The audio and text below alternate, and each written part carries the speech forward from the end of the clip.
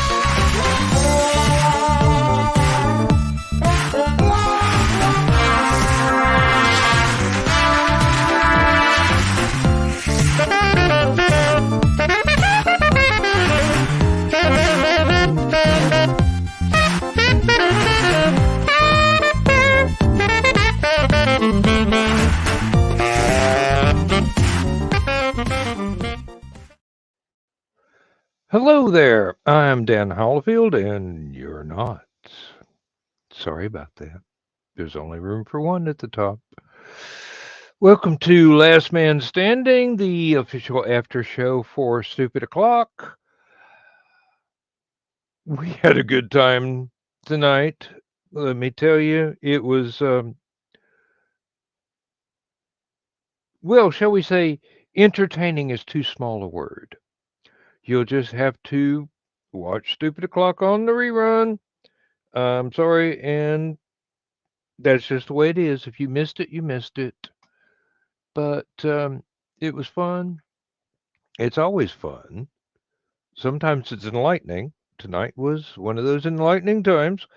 Felt like lightning struck me 2 or 3 times, but then that's just Rich and Joe Bachman telling jokes that I thought was going to leave me breathless with giggles.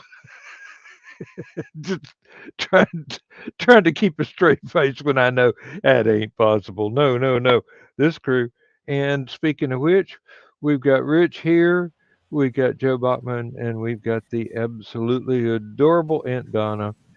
And oh Lord, Joe Dog is here.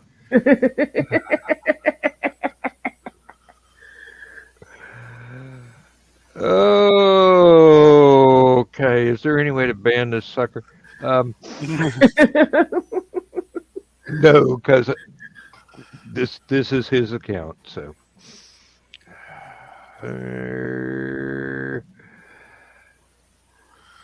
now there were moments that we touched on that I don't believe anybody's ever been touched in that way before, but if they had, there'd been a And law all against it it. for So 18 years of age or older and gave consent. We've got the oh, signed consent papers in the other room. Yeah, well, the only papers in the other room in here is, what does this say? Commitment for. Oh, I ain't reading that. I ain't signing nothing. I've been committed too many times.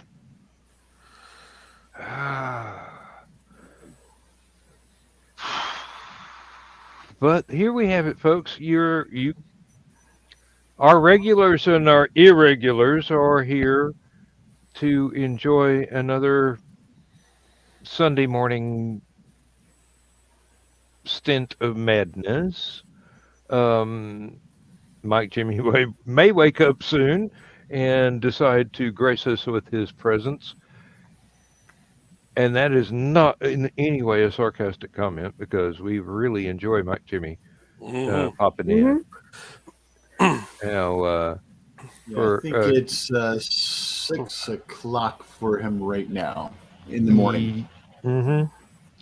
So he will either wake up very shortly and need a cup of coffee, or he will be in a hurry to get to work and not have time for our nonsense. But well, it's Sunday for him, so unless he's working a gig that's working him on Sunday, but hey, this Luz is true, was on a trip, so he might also be contacting her while she's got signal, if she's got signal on that trip too. This is true. I didn't know that that Luz was taking a trip. So, yeah, that's why he went and dropped on us for a few minutes last Saturday, I think it was, so he could spend some time talking to her. And I think he said she was going to be away for a couple of weeks. Yeah. Oh, and I've just been threatened.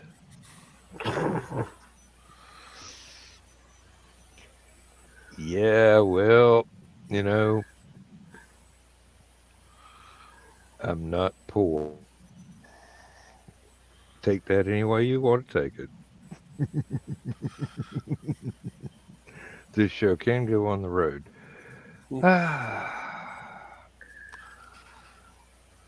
We can rebuild it faster, stronger,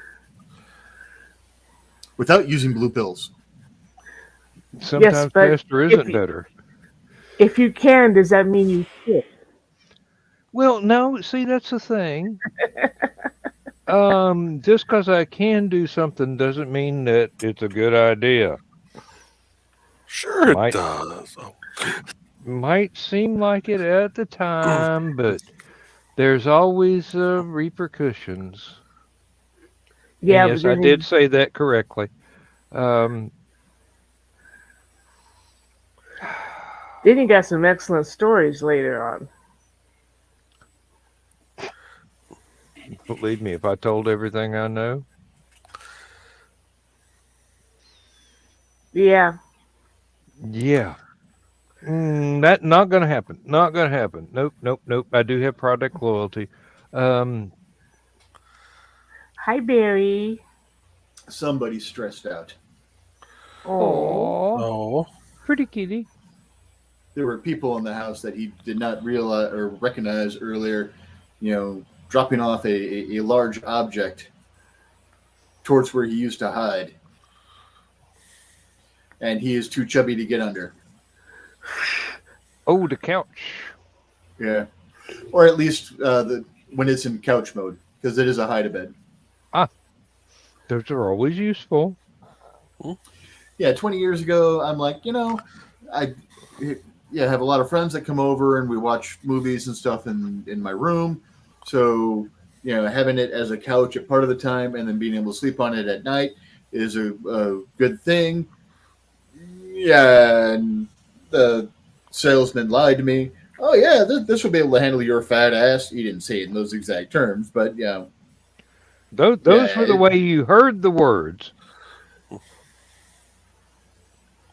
Oh, come on now. It held me fine all by myself as a bed, but it sure as hell did not hold up to partnerships. And we'll leave it at that because this is not the green room. Hey.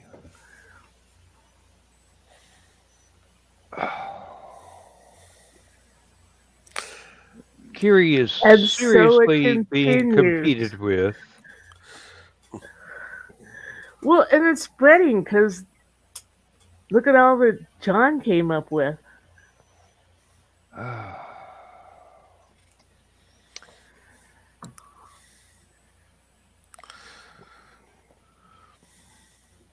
You got to remember, John's been around Joe Dog for a long time.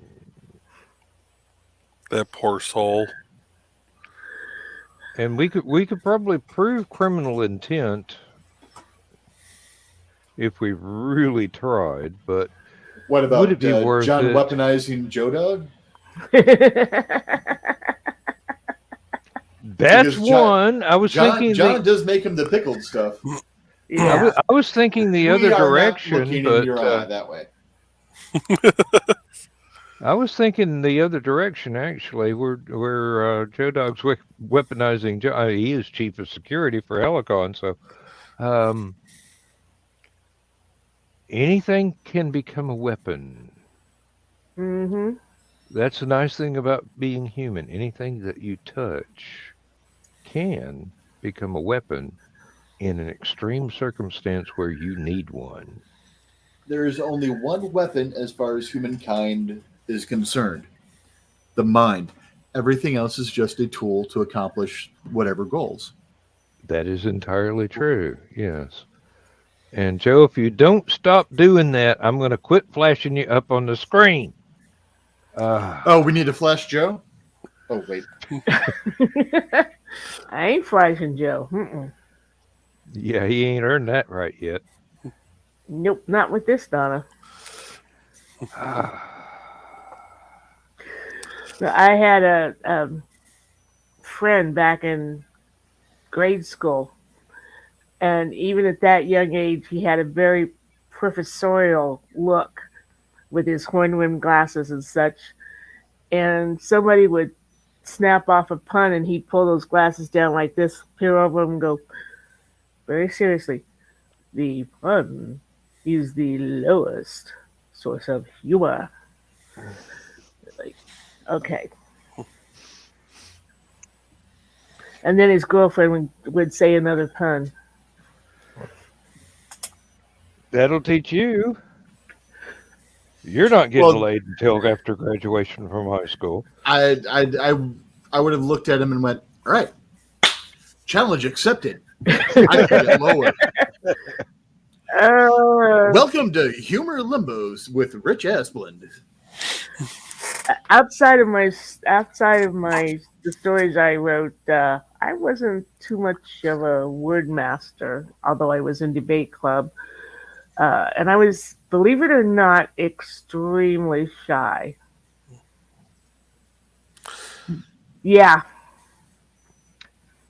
Joe Dog, and just for your edification, I had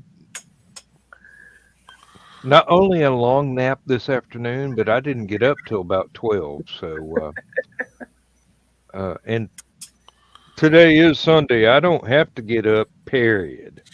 I can sleep all day. So, I do have stuff I'd have to do around the house tomorrow. So, it would be nice if I could wake up at some reasonable hour, like, say, 10. Good night, Joe Dog. Good night, Joe. Here's the thing, you know, 3 months after Joe Dog falls, he'll be able to spring back into action. But it'll be after his winter of discontent.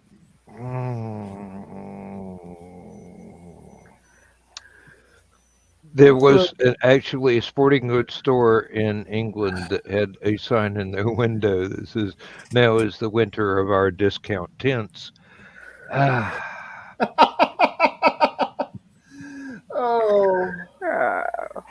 You got to love it. The level of education over there is pretty good. I would go in to buy a tent just because. Just for the fun. Tent? It's like for that. Okay, yeah, it's. Go ahead and give it as a freebie to the next person that checks out. It's, you know. I don't need a tent, but that was so good, I'm going to buy one. Oh, yep. Yeah. That's what I wanted to look up. Oh, I recently discovered a YouTube channel where there's some about 18 to 20-year-old pair of British guys they came over to the U.S. and started sampling the cuisine over here, especially in the South. And they had never run up against anything in New Orleans before. Oh my. And the amount of, oh my God, this is so good, was just getting comical after about the third or fourth video. I'm going, have you not ever tasted actual food before? No, they're from No, they're England. British. I mean, seriously. If it's not boiled or beans in a tin. No, that's not true. I have been to a place called a carvery in England, which is the best roast beef you have ever had with and turkey and not all the fixings that we would put with the stuff over here because they don't have access to those recipes. But my God, they can cook. They don't get everything from an Indian takeaway, although a lot of that's good too, depending on the particular. And it's not all fish and chips, although Those are pretty good. You find a good chippy. That's excellent, and I would know because Lindsay makes our fish and chips, and I'm just going, this is almost too good to put malt vinegar on, but I will, just because that's the thing. And seriously, British food is underrated. If you go to a place that really knows what they're doing. Misty gets mad at me and the kids astounding. when we go to Long John Silver's if she puts malt vinegar on her fish from Long John Silver's. We'll go to another table, a couple tables over, so we can breathe. Come on, it's not that stout. Oh yeah. It depends on your sensitivity nasally. It's quite potent. I put it in my tomato juice with a little bit of salt and. I can't stand malt vinegar. It's, but then again, when Mom was canning, so even just regular vinegar, when Mom was canning, she would wake me up early so that I could actually leave the house, and she'd be like, all right, I'll be done around noon. Around 3 p.m. she's still canning. I'm like, you lied. It's noon somewhere, son.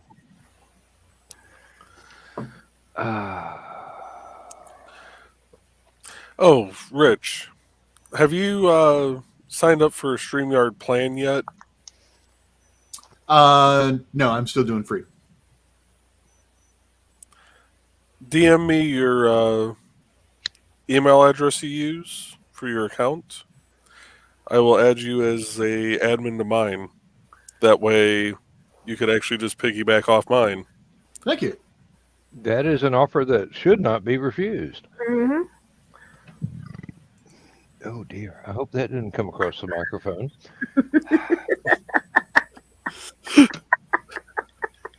I didn't know we were supposed to get the Thunder Show tonight.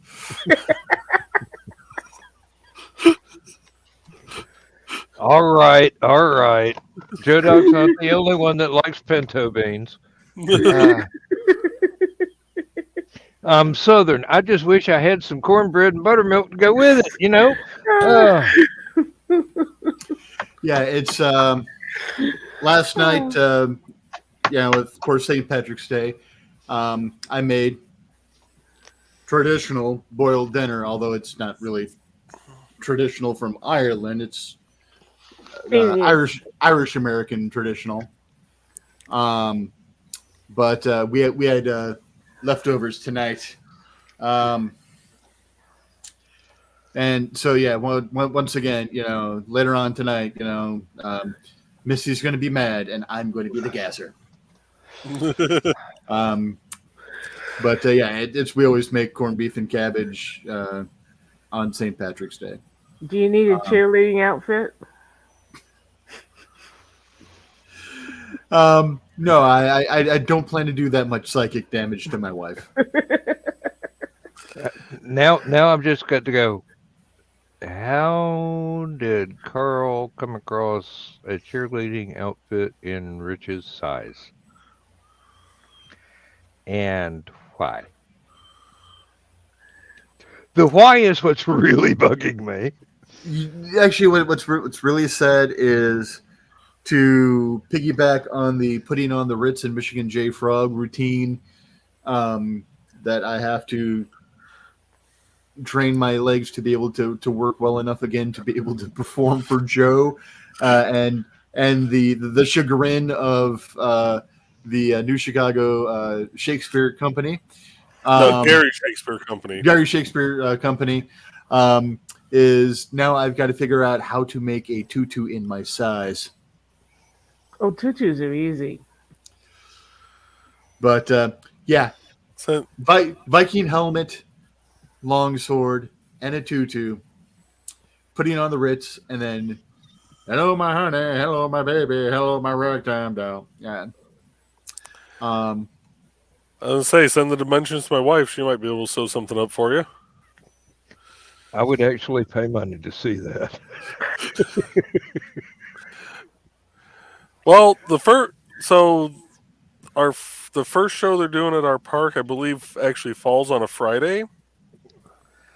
And the Historical Fencing Guild is going to be the pre-show. Because the actual Shakespeare play won't start until 7, I believe. So we're gonna start about 5:30, 6 o'clock ish, and do some live demonstration of sword play.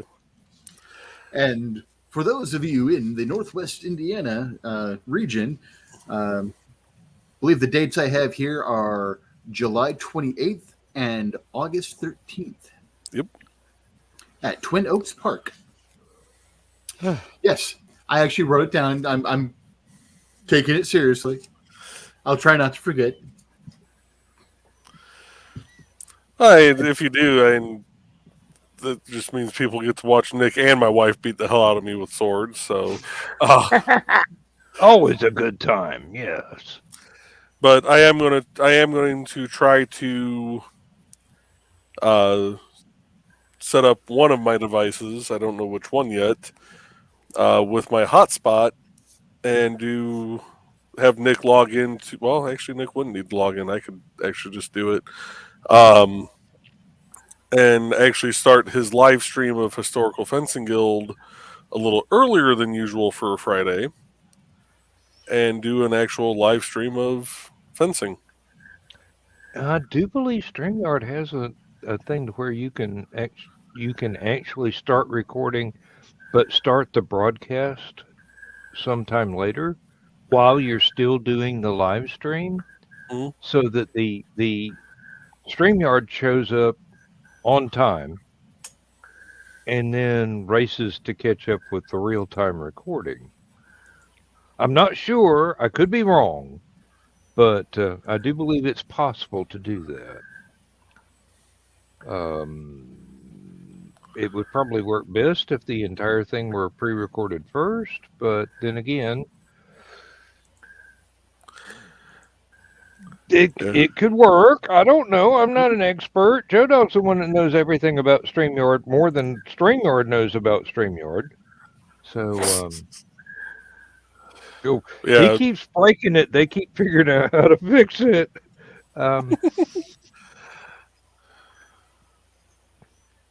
That's the kind of customer you need. Oh, did you know it would do this?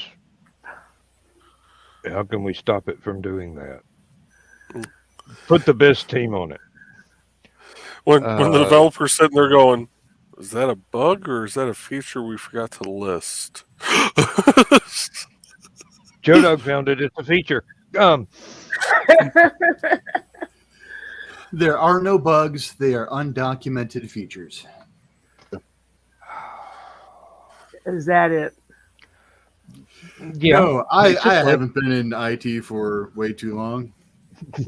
Way too long.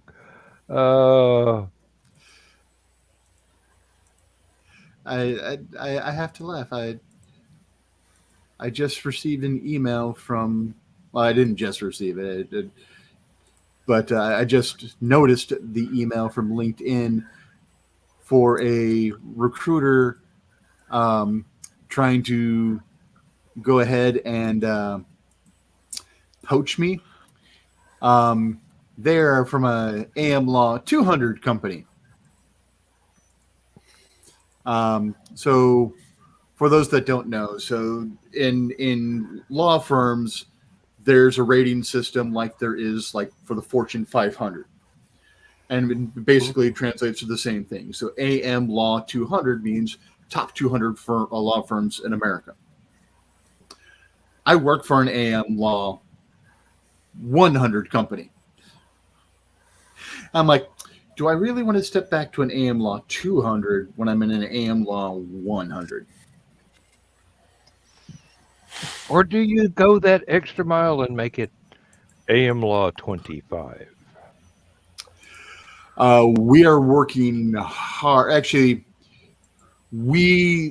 last year we were like 67 in the AM Law 100. That's not bad. So yeah, that's not bad at all.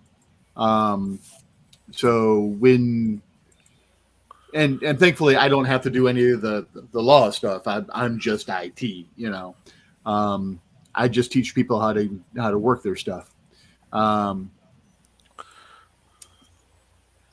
you know, it never hurts to take a look at it either, because you know, here's the other thing is, just because they're AM Law 200 right now, it doesn't mean that they're not busting their ass and might not be AM Law 100 next year, you know. Yeah. And but still, they could be AM Law 200 and be technically 101. Yeah. But the thing is, they might have been like AM Law 100 last year, and now they're AM Law 200, you know. This is true too. So, like I said, it never hurts to, you know, take a step back and, you know, take a gander and see, because who knows? I just learned something new on Excel Friday. It didn't even take me 2 days. There is a way to make it look up recently modified files. Say you're making corrections to a list of different files that you use over and over again as templates. Mm-hmm. And tell it, just look for the ones that have been done from today to 7 days ago, 30 days ago. You pick the time limit. Which ones have been updated? And it looks at the timestamp of the file. And if it has not been changed within that timestamp, the range that you set, it ignores it completely. And then we'll update it to your backup directory, all the new stuff that you have done in the last week, the last 2 weeks, the last month, whatever. Like I said, you can set whatever time limit you want. And I'm going, oh, this is great. And it worked out absolutely perfectly with my daily tests of stuff I've got to do. And then I go, oh, well, what about the template files? And I tried that, and it wouldn't work. And it gave me a specific error flag, and I look that up and I go, oh, it's trying to overwrite protected files because these are templates that you don't want to save over top of the template when you're trying to do just a daily report. Mhm. It's got to be protected, so you have to pick a new file name, and that's where you get your daily stuff.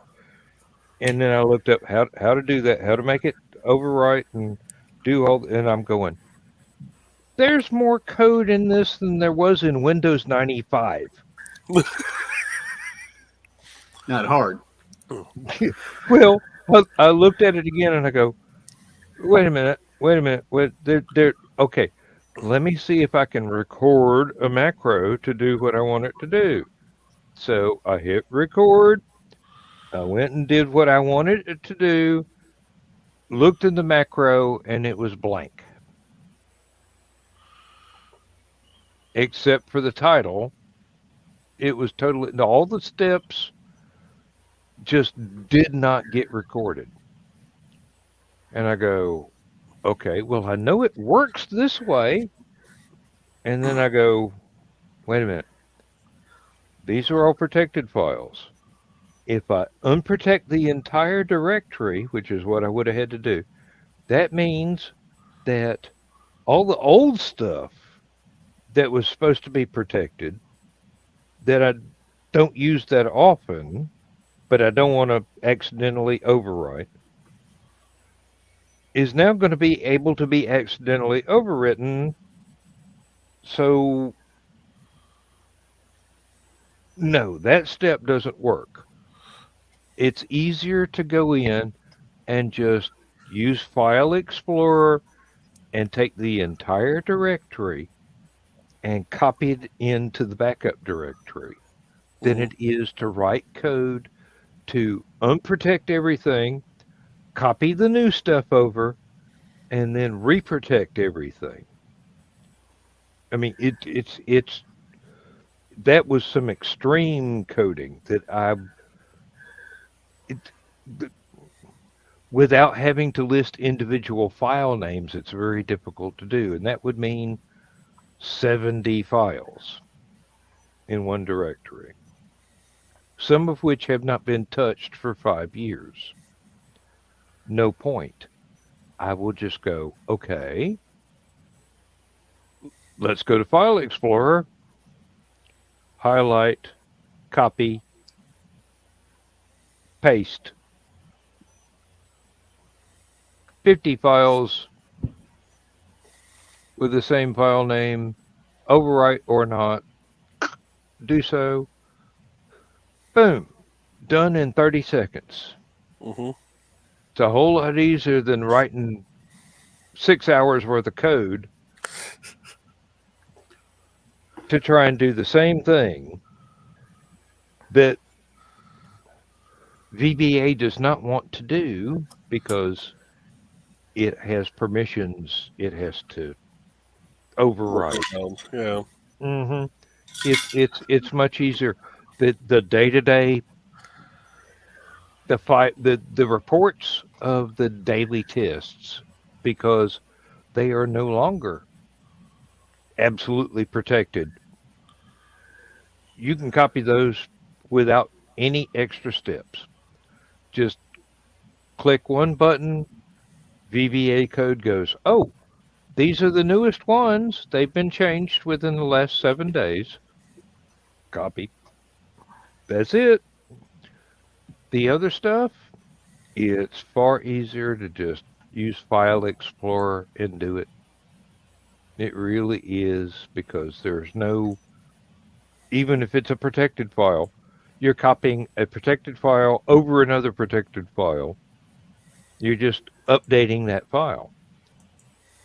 Unprotected file to another unprotected file. You're just updating that file.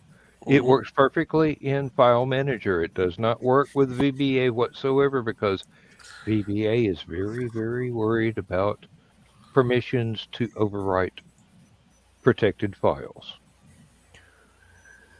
So that's a new thing I learned. Mm. Sometimes it's easier to do it the hard way. Mm-hmm. Oh, uh, yeah. You want to hear a sad story about a stupid update? My niece had. She didn't say what happened. None of my business. But she had to write up a report as to what went wrong and how it was handled, and send it out to about 10 people. So she got on her work email, did that, sent it, got into work the next day, and the boss goes, "Why didn't you tell me about this?" She's like, "Well, I sent you an email." Well, you know how on your phone you have something open and then you kind of swipe it to the side to close it? There had been an update on her email, and now there was this little bitty thin bar across the top. And when she went to swipe it to close the app, she accidentally touched this little red bar that says, once you actually look at it, says unsend. Oh. So a written report that went out to almost a dozen people did not get it, not saved as, not sent to the trash, not saved as a draft, just gone. I hate it when that happens. And I don't even use the phone as a computer that often. I despise typing on my phone. I'm Actually, not that's one of the comfortable. reasons. Well, I can Mhm. do texts back and forth to somebody on my phone. I can't go, "Oh, I'm going to buy something on Amazon and use my phone," because that's just too much. Too much, yeah. I mean, and the size of the phone screen, and it's touch sensitive. There's there's no way that I want 50 copies of a book by Robert Heinlein. No, just the one. Just the one. I Hmm. will browse on my phone. I usually buy on the computer. Mm, Yeah. um, I'll add stuff to my cart, and then I'll just swipe out of it, and then go to my computer later on and and go, everything's still in the cart. Yeah. no, I only wanted one of those, not three. Hmm. Why did I want? Oh, because this was suggested, and it was right next to where I was trying to click. Because big W finger, tiny screen. Yeah, tell me about it. I can on the phone. I can get away with making a text and go, "Oh, that's I didn't. Okay, let me correct the spelling on that. It's not the right Bluetooth word." keyboard that I can attach to 3 different devices. I Dan, love that thing. I Dan, absolutely love that thing. Dan I've loves had these one of too. those. Dan and I both have. At least Yes, Dan used to. I don't know if we've made him I've, spit his beer too many times that he's had to I've got replace it I've again. got a brand new one that I've never taken out of the box because the wired keyboard has yet to be spilled on. But You spill a drink on that, you're out $40. yeah, I've got this set to my tablet, my phone, and my laptop, so I can switch back and forth depending. So I the my one friend, the one that I was used to using had set up to my old desktop, the workstation computer that I use for streaming, and my iPad. It was awesome. the only thing that sucks is if you accidentally bump this wheel on the side here It and you're not switches paying to the other attention, computer. and it is just barely. So if I have it on 3, which is my laptop, and I just have it barely off 3, it's trying to go to my tablet, which my tablet is currently turned off, and it's like nothing going through. But it looks like it's on 3. That's my only complaint. But Mhm. otherwise, My only complaint is that they are not waterproof. Actually, I take that back. My other complaint is that this right here is not thick enough for my phone. No, it's built for an iPad. Hmm. Well, I take it back. It'll fit my phone without the case. And the other thing I wish is that you could actually angle this back a little bit so that if I am typing in bed, I can actually have it kicked up on my knee, have it kicked back a little back so it'll actually keep my tablet, because I can't count the number of times that it's been 1 o'clock in the morning and ideas for stories start rattling around and I can't sleep. Hmm. I get No, complaints from people because they'll Facebook message me and then wonder why I didn't get the message, and I'm like, I don't live on Facebook, folks, and I am not going to put Messenger on my phone. You have my phone number. You should know that means text me. If you mhm. have my phone number, there's probably a good reason why. Now, the only other thing I dislike about that particular uh, keyboard, there is not a dedicated number pad. Yes, I don't like that either, but I can cope with it because the number of computers I've had to work with over the years that didn't have a dedicated number pad. Um, that's one of the reasons why I started buying the 17-inch laptops back in the day, is because they were the only one that had the integrated number pad on the actual laptop. You Hmm. Hmm. know, now 15s and even occasionally a 13 will have them on the actual. Yeah, that makes stuff really small at that point. Yeah, Um, it makes me feel like I'm a gorilla typing. I did see an interesting laptop at Best Buy the other day. Um, it was a smaller one. I think it was a 14-inch. It didn't have the numeric keypad on the keyboard, but there was a little button you could press on the trackpad, and it would light up, and it had the numbers, and you could tap Really? the trackpad. mhm. Hmm. And and then there is this, Yep.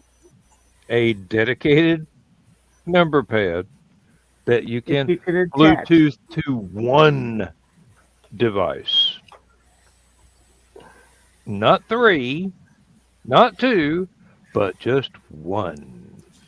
So, Somewhere over there, uh, I have a dedicated keyboard that is um, QWERASDF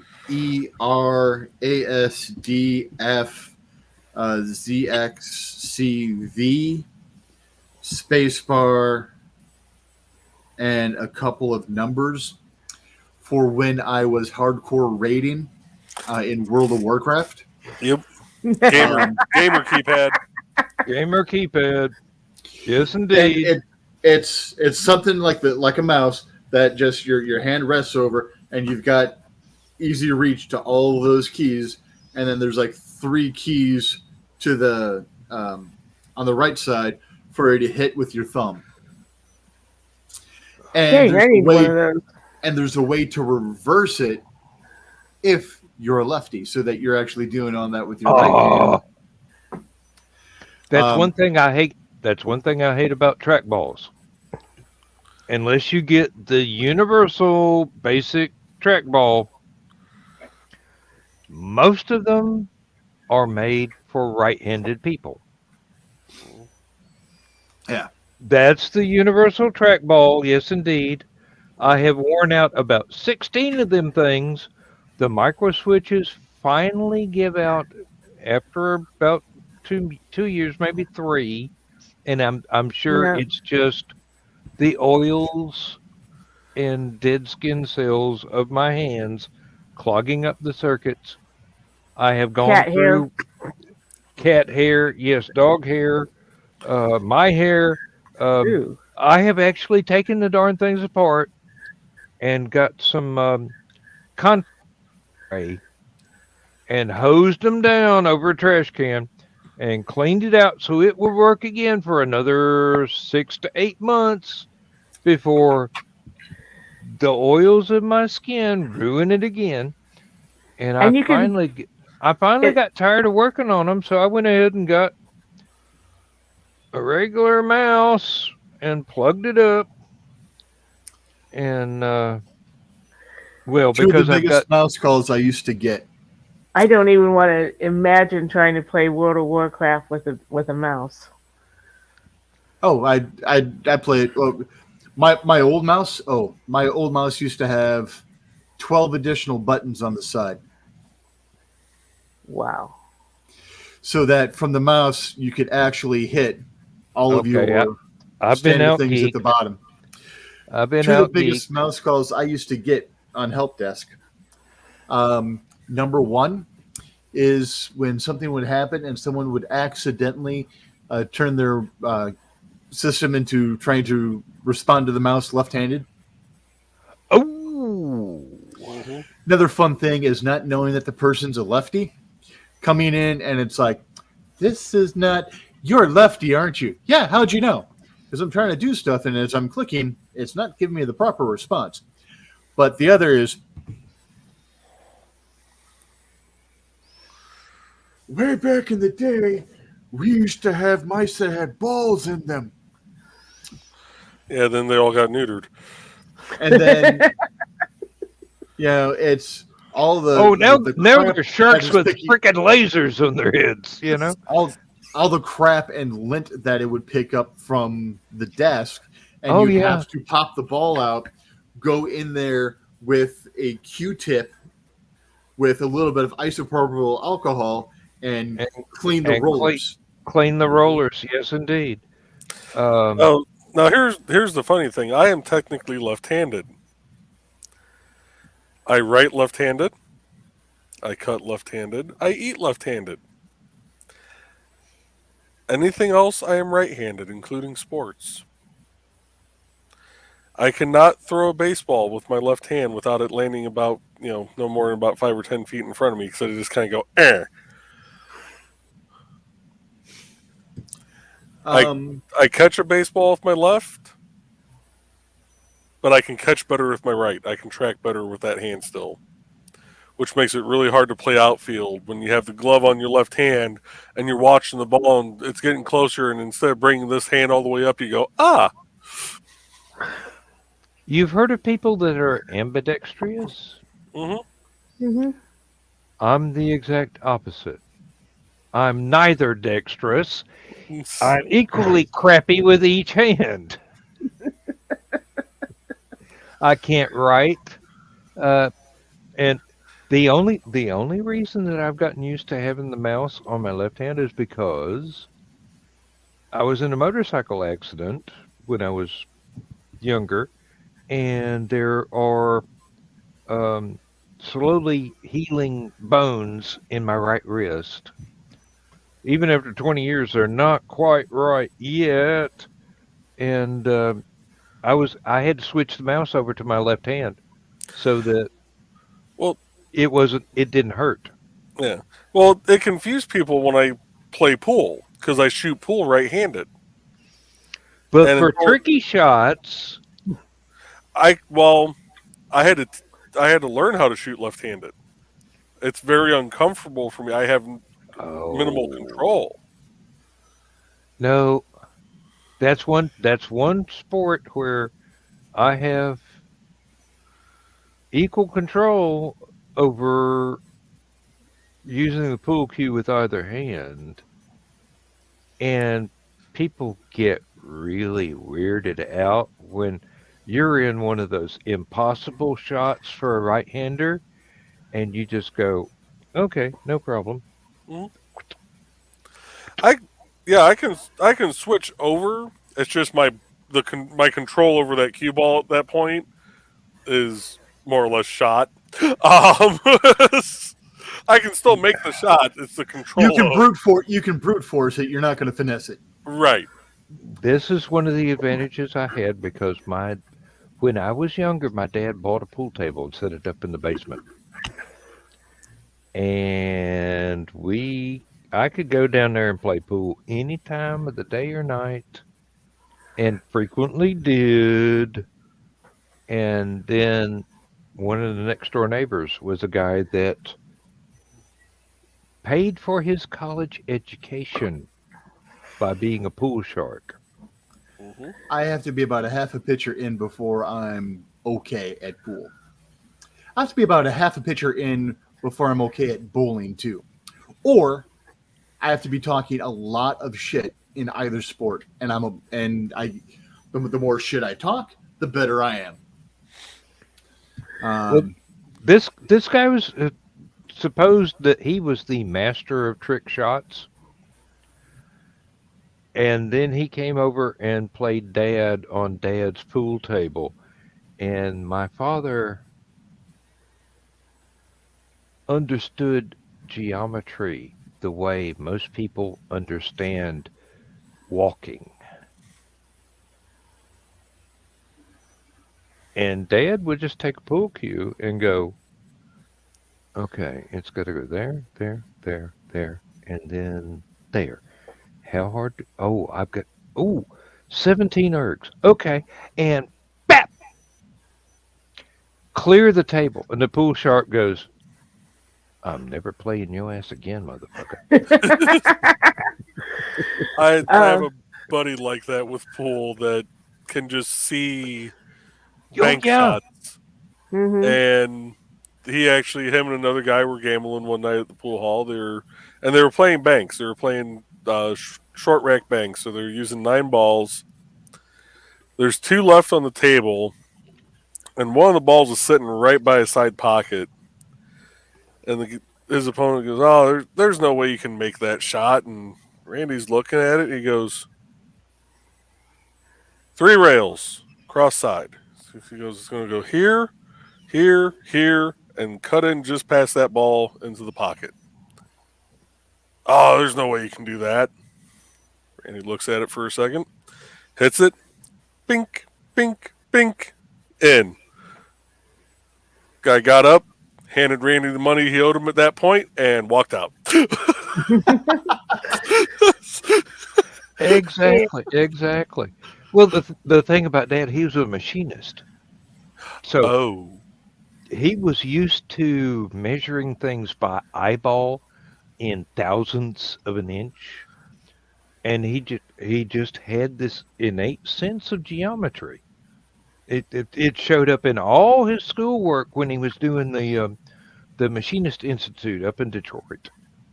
I mean, he didn't know that he was doing it. It was just second nature to him. He was a savant basically, and I haven't the faintest. Yes, I do have the faintest idea. Um, when he was a kid, he played marbles. Mm. This is during the Great Depression. hmm He picked it up then. I'm pretty sure this is just a supposition on my part, but that is another thing where being able to Marbles is see, just grade school billiards. Yeah. being able to see geometry really pays off. I mean, it's like I know this wasn't the way it was, but you remember the Quantum Leap episode where they were playing pool and had lasers going, hit it hmm this way, this hard, and it goes there, bounce, bounce, bounce. I'm pretty sure that's the way Dad saw things, Yeah. but without Al on the side coaching. Well, I also had a pool table in the basement.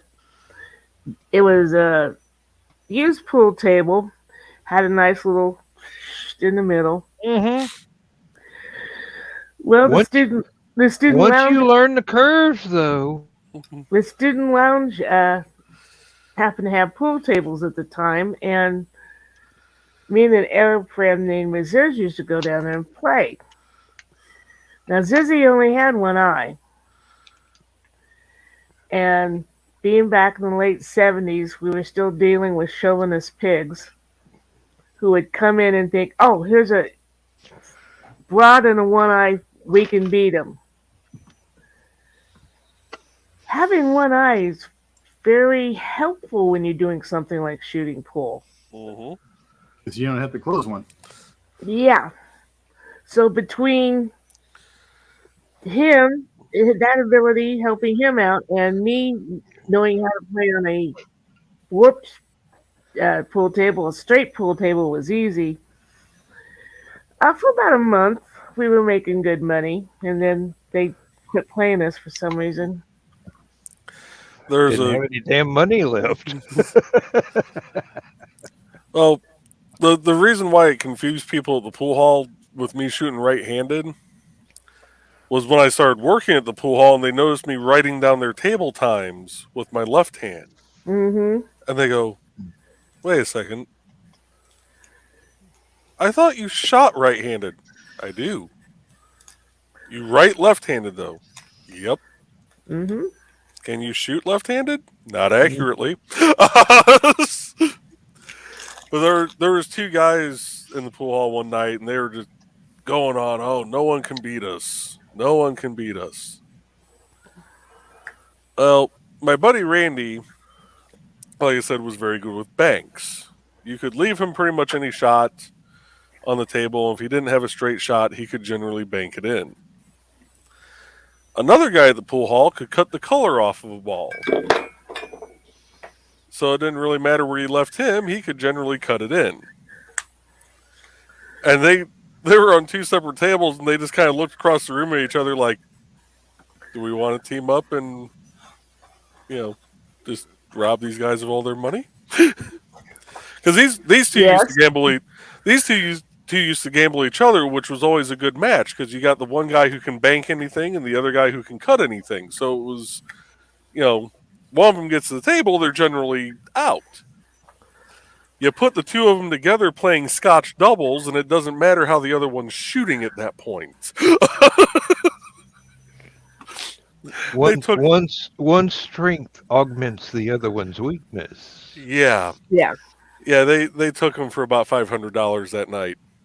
A man. That's some good shooting there, Tex.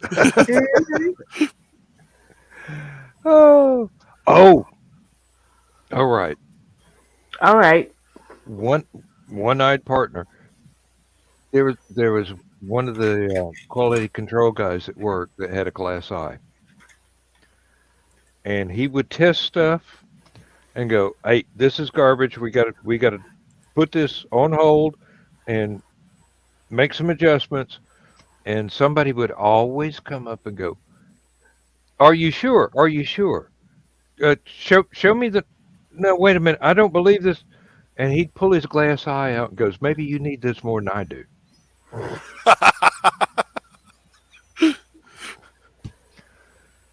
People eventually stopped questioning him for some strange reason that I can't fathom to this day.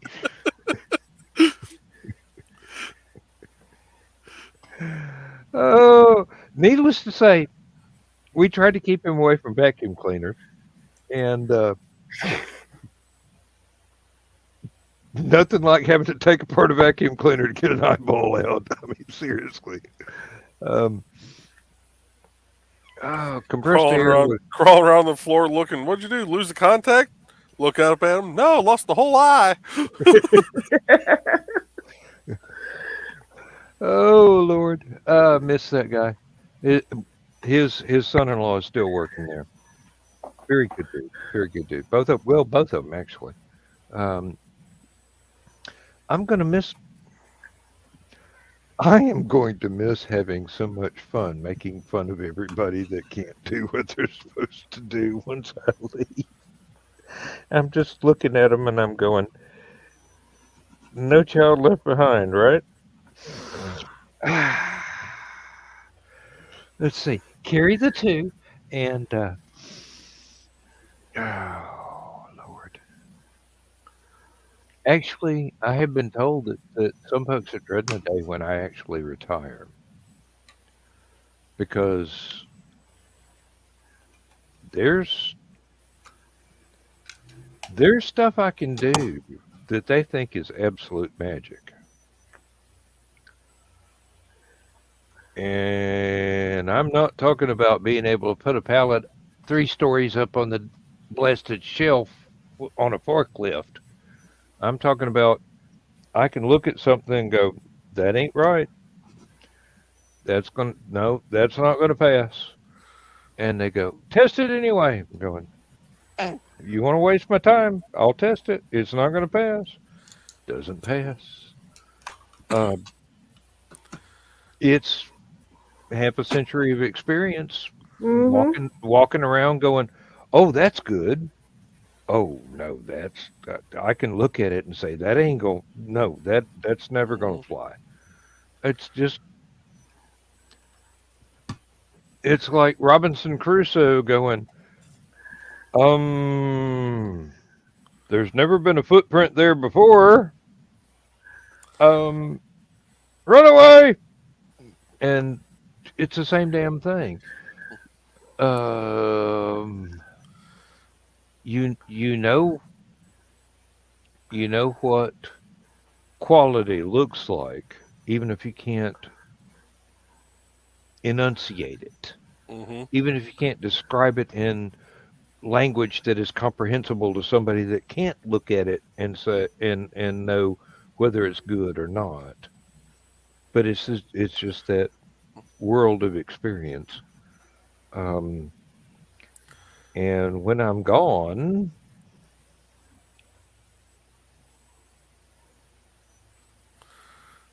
somebody else is going to have to carry the load, and I don't know that they have the drive for the absolute honesty that it takes Oh, you were to dense and be all able to day. make the call. You know, you've got to be able to stand up to somebody important and go, that ain't cutting it, Mhm. and make it stick. And a lot of them are just, hmm, wait a minute, I'm playing World of Warcraft on my phone, and I'll look at that later. And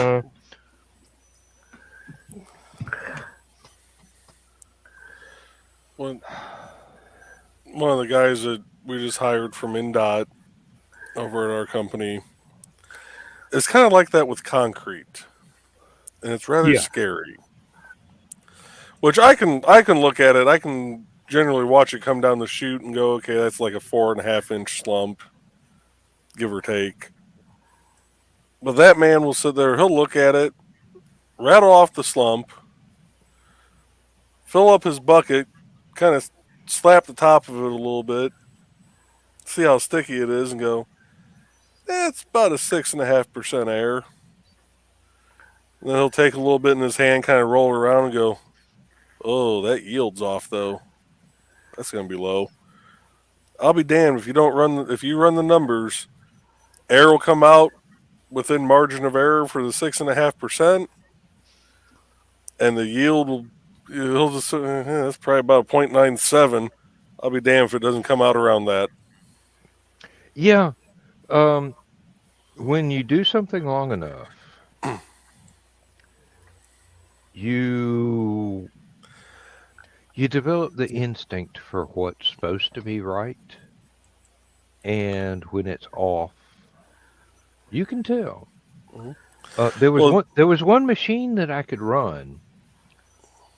I could tell by the sound it made mm, whether or not it was working correctly. And when it was just about ready to call a maintenance man and go, something needs to be fixed. I don't know what it is, but something. And after I'd done it for 20 years, I could call the maintenance man and go, this needs to be fixed right now. And this can wait till next week. mhm. But this one, I I'm sorry, it's a 16th of an inch off. I'm sorry. And they just look at me and go, that ain't good enough. No, it's not good enough. This side is lower than that side. It's going to cause stuff to spit out in the floor and get thrown away. Level it up, please. It's all. It won't take you 30 minutes. Mhm. Just level it up, and eventually they would have to. And it turned out that yeah, it was right. I was able to eyeball it enough to go. That side's closer than that side. That side's going to spit stuff out on the floor. This side's going to cause it to break. Which way you want me to adjust it? I can do it. I can run it without maintenance having to fix it. How much scrap you want to make? Hmm. The scary part is he was only with NDOT for on the construction side, I think, for 4 years. But concrete to him just made sense. He hates asphalt. Absolutely hates asphalt. Which is funny because that's the project him and I are going to be on this year. Compression ratio is different. But, well, then it burns a little more if you just walk up and slap it to see how sticky it is.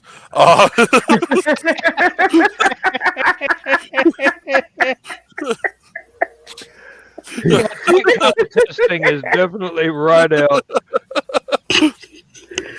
Gloves exist for a reason, dude. But asphalt is more my strength because his first, well, hell, I think every project he's been on except for one was all concrete. He was either doing bridge decks or roads on the interstate. I started off around asphalt for most of my projects. So asphalt makes sense to me. I can tell when it's coming out the back of the truck, if there's a certain color smoke coming off of it, it's like, that's way too hot. That truck's rejected. You're burning off all the emulsions. There's certain things I can see with asphalt that he can't. Yes. Yes. So, but it also, asphalt bores the hell out of him because while there is testing for it, we do not do any of the testing. Our job is to say, okay, put your plates down over here, let the paver go across it, and throw it into the box. And then it gets shipped off to a lab.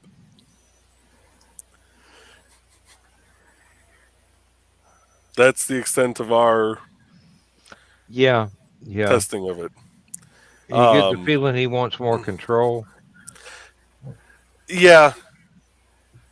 Well, with concrete, the results instantly. Yeah. Asphalt, it's going to be about a week and a half, 2 weeks before we get the results back. And then if it fails, we got to wait for NDOT to say, okay, well, it didn't fail that badly, so we're just going to ding them on the cost. Or they come back and say, yeah, that's just a total crap mix. You need to rip that out and put in something else. They finally got the second section of that bridge that they've been rebuilding for the past year in my hometown down here. And the temporary that they put up as a bypass around it is starting to sag in a couple of places because it was quick and dirty. And now when you drive over it, there's this God almighty bump where one section has sunk below the next section. And you've got 1.5 inches difference between the two layers of pavement. But this is the temporary. But they've been working for a year on this thing, and they finally got 2 of the 3 segments of the bridge done. Weather has not been cooperating. It's not their fault. Yeah, but this thing temporary isn't meant to be temporary for that long generally. Yeah. Now there hasn't been that many complaints about the bump because most folks around here have been used to roads paved in the 60s and not anything more than patchwork done since then. But this bridge is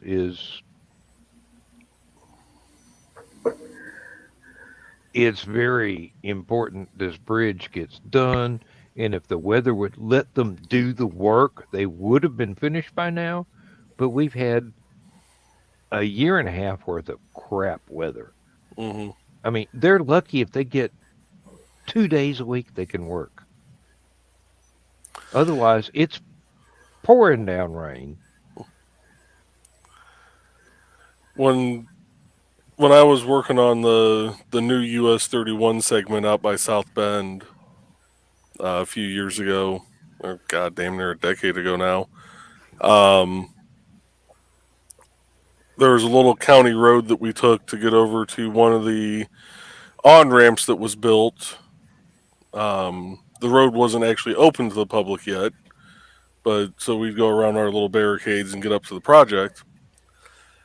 And the county road needed a little TLC.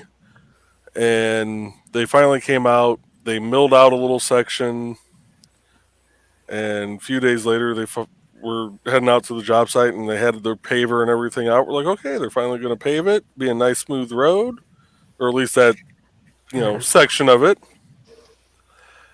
I swear to God, I think they rolled it with a sheep's foot roller instead of a regular one. And if you're wondering what a sheep's foot roller is, it's a roller that has nubs about yay big coming off of it. Mm-hmm. We went back to the field office to finish up our paperwork and went down said county road. And as we're flying up on it, went, oh shit, we need to hit our brakes. We thought it somehow potholed out that quickly. No, those potholes were engineered in. Yeah. We drove across it. You saw 3 state vehicles stop and 3 state inspectors get out and go, our maintenance units wouldn't even do this. And they do some dumb stuff. We called up our boss. We're like, hey, when you come back to the office, take this road. Why? Just take it. You'll thank us later.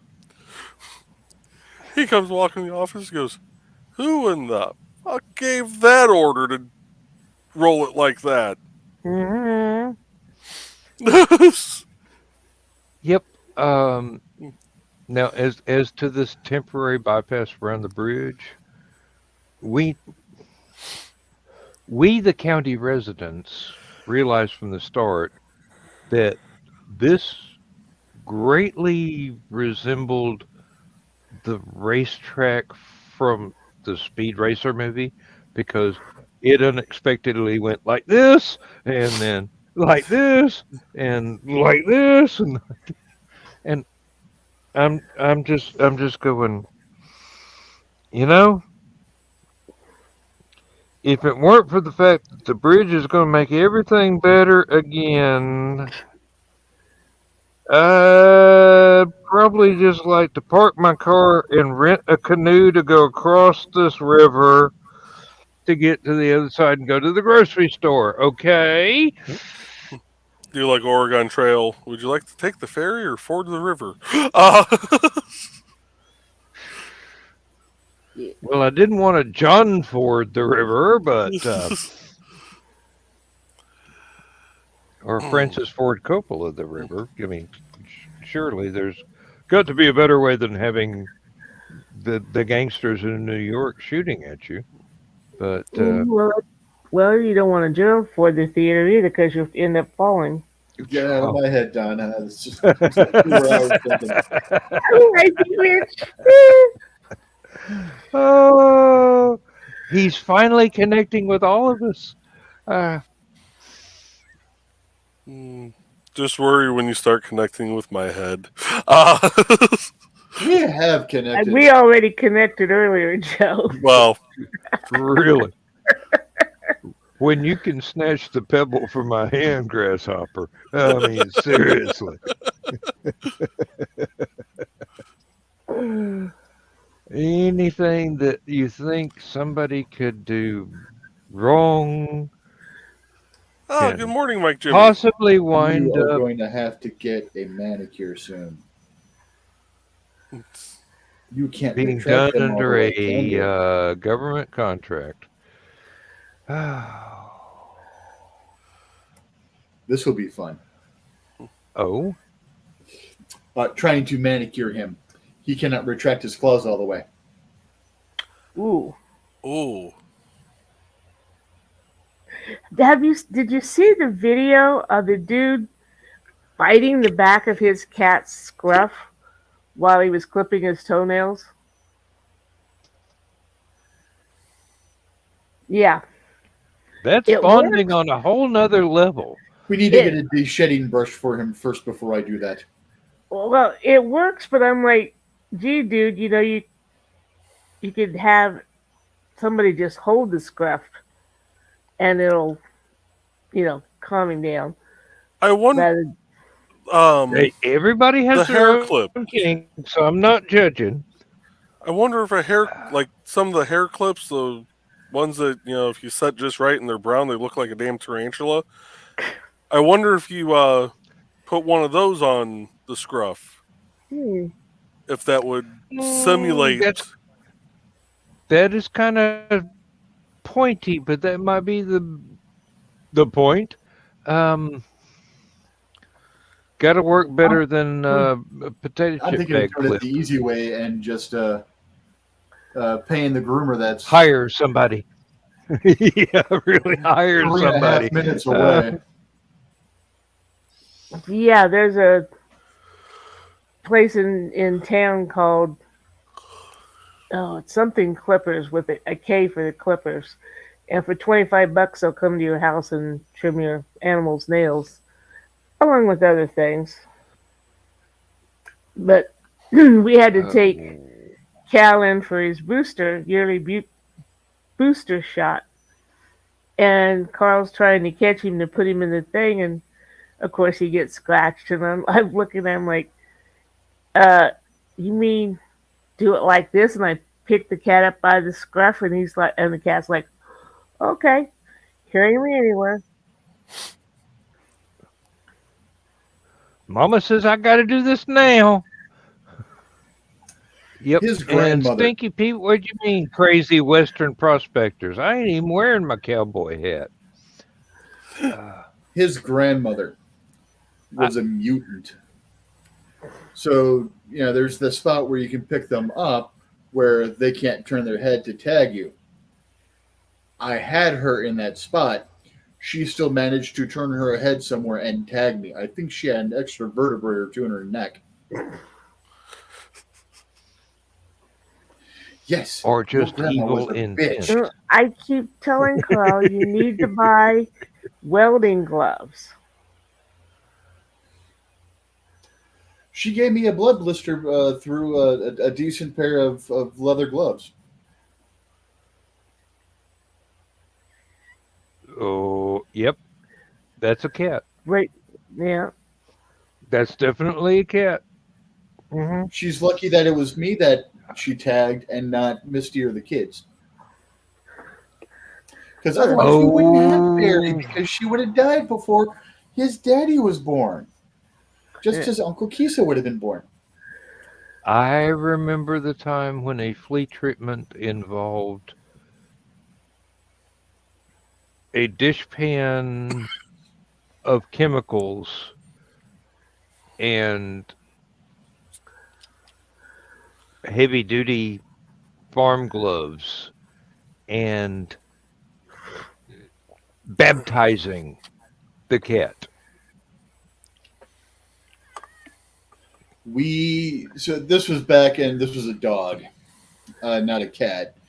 One time we had to buy enough that we could fill a kiddie pool with the stuff, and then I had to pick the Doberman up, carry it like you would carry a baby calf, and then dump it and push it over, and then run.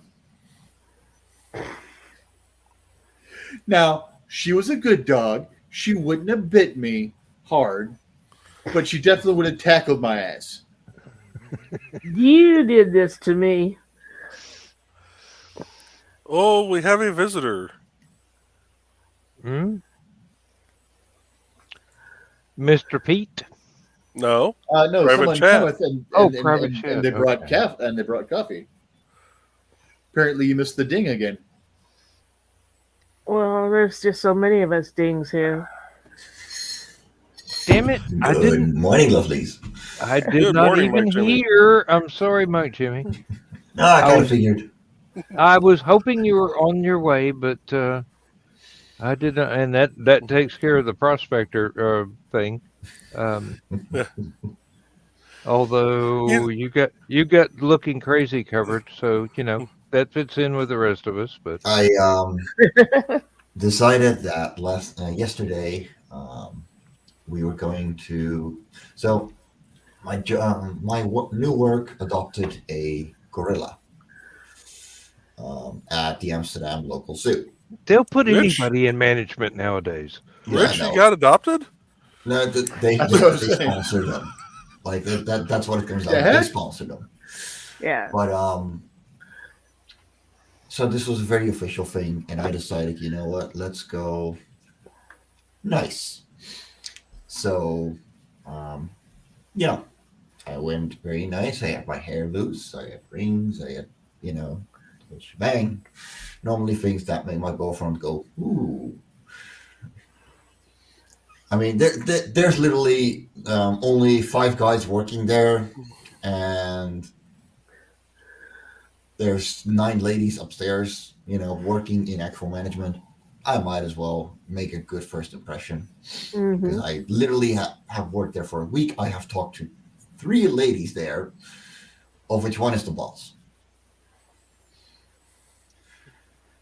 So I woke up with,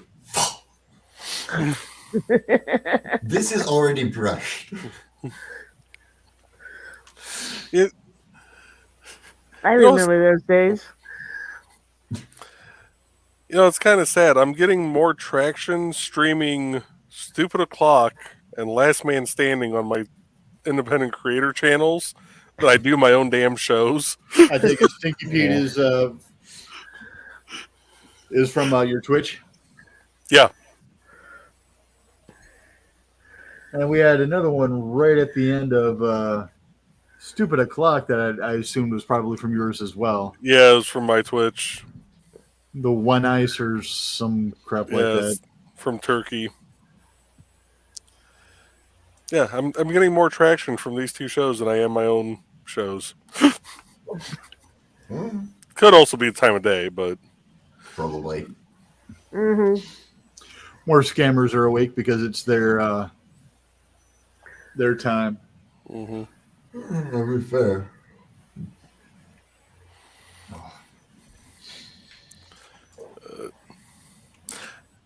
Oh, Mike, the package should be going out next Friday. Oh, cool. How long it'll take to get from here It depends. across the big pond, I have no clue. For Daphne, like if I get packages from Daphne Lage, Mhm. they're less than a week. But I've also waited for like 2 months. I don't know. Like nobody knows. Could be 5 minutes. Could be 5 months. We don't I was know. gonna say that's not bad. It took 4.5 months once for something that I ordered Yeah. from overseas. it It's took 5.5 months for something I ordered from Atlanta. It's only 90 miles away. I was about ready to say that there's been stuff that it's They- taken. They shipped it to Timbuktu and then off to China and back. And it still had to go through Atlanta twice. Took 2 weeks for the package to get to me.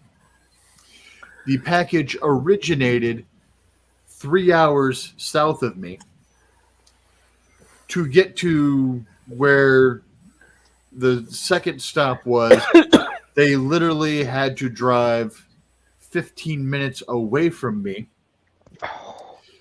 So it went from middle of Indiana to southern Wisconsin, back to Illinois, back to Indiana, to me. Oh yeah, I'm like, I could have drove down and picked it up. Yeah. Mhm. Yeah. I had something that I forget where I ordered it from, but it went to Chicago, went past Danville, down to Decatur, Went past Danville again up to Watseka, which why it went to Watseka, I have no idea. That's a podunk town compared to Danville, and Danville's not that big. Because it was mentioned in Twister. The Watseka Light, probably. One of the Christmas presents my wife ordered me this year made it all the way from California to Hobart, Indiana, and then got lost in the mail system. Mm-hmm. Mind you, Hobart is the next town south of me, and technically, even though I live in the town of New Chicago, my address is Hobart because we share their zip code. So You're right. I bought Misty a bunch of soaps from Bed Bath & Beyond to be delivered to us. Which reminds me, I need to go back and look at the account to make sure that was credited. But anyways, FedEx claims they delivered it. Yeah. You know, they claim that they left, you know, that they claim that nobody was here. Well, the thing is, if nobody was here, why is there no tag on our door saying we missed you? And now, well, okay, not and now, because it was a couple of months ago. It was back in January that all this crap happened. You know, they're like, well, you know, we can't find the shipment, you know, because it took a couple of weeks, and I'm calling. I'm like, can somebody tell me what's going on? I want to make sure that this doesn't get shipped back to the shipper, or to the original shipper.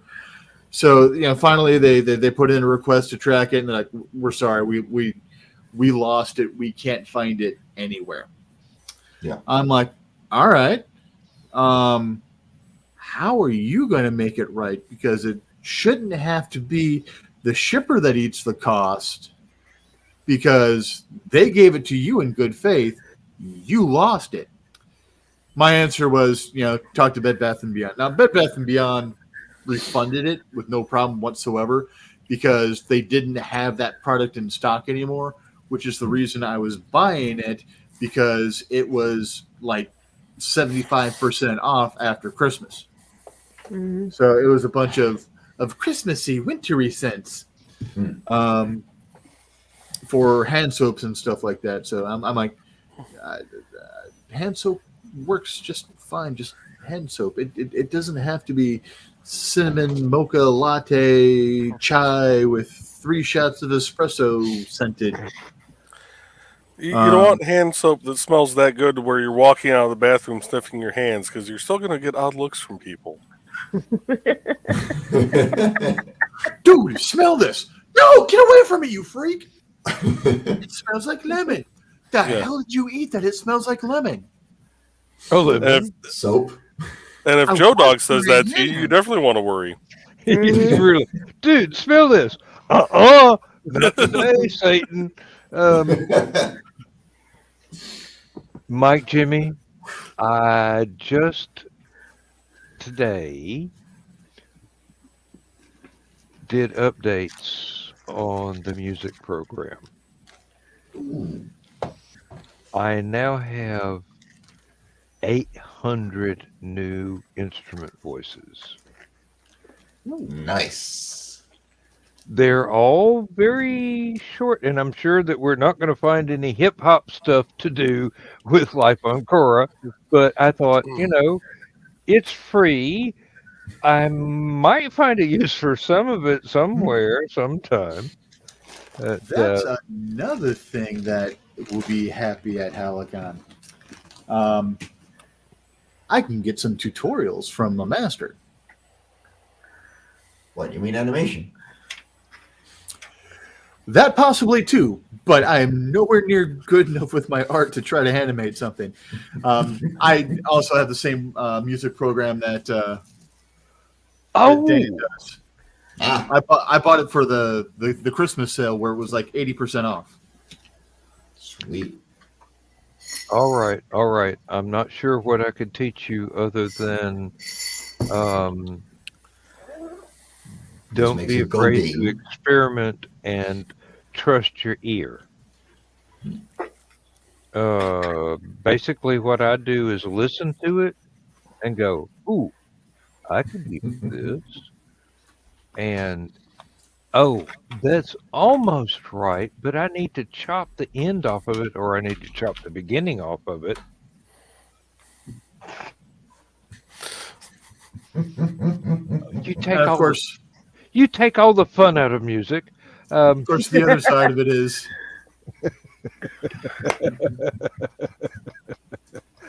I pretty much need to have about 500 copies of those to hand out at work. so I gave Misty a couple of those so that she can show some of the girls at work that she's friends with and stuff like that.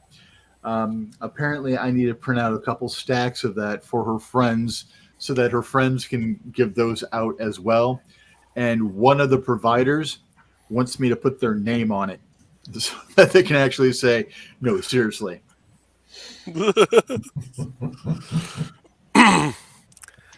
I would be Oh. passing those out like candy on the job site. And they would be snatched up like candy on Halloween. Avery, 28, 371. Oh yes, yes. Mhm. You've got to be careful with those, though. They can get off center in the printer, and not left to right, but up and down. Mhm. Well, oh yeah, that's why I leave plenty of white border Mm-hmm. around these and stuff like that. So I always do a test print to make sure that everything's good, and then I'm like, all right, I can batch these now. But yeah, for something that is a throwaway, literally, that it's just, hey, I'm done with this conversation. Here's my way out of this. I don't care if they're off center. Now, when I'm handing it out to my friends, I want them to have the pretty ones. Yeah, but when it's your get out of this conversation free card, You can just You know what? walk. You just give me another idea.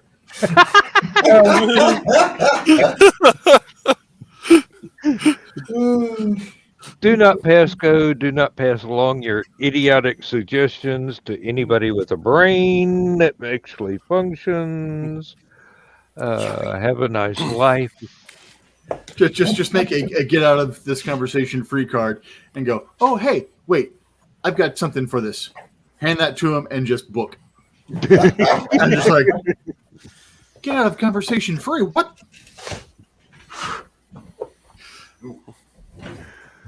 Put an asterisk on it and do not use against manager, boss, CEO, etc., etc. Maybe I missed my calling. Maybe I should have gone into marketing. Or at least greeting cards. Because, I mean, people adore this. So People Yeah. adore the weird shit I do here. get out of conversation free, and then in small print put see reverse side. On the back side of it, put this could have been an email or text. I approve. No, that one you need for a get out of meeting free card. This could have been an email. This could have been a text, but no, you're an idiot. This could have been a memo posted by the time clock that I still wouldn't have read. This could have been a post-it note. Seriously, I have been in so many meetings that could have been a post-it note instead. I mean, it didn't even take time for a memo, a text, an email. It could have been just stick it on the bulletin board and hope people notice. And some of them could have been a post-it note that never left their office because ain't nobody going to follow it anyway. All right, I Oh! need to write that down too. No, I just had an evil thought. I'm sorry, no one has time to put up with your ego. That violates laws of physics. Please go back to your office, take your laptop, and shake it back and forth till your Etch a Sketch goes to reboot.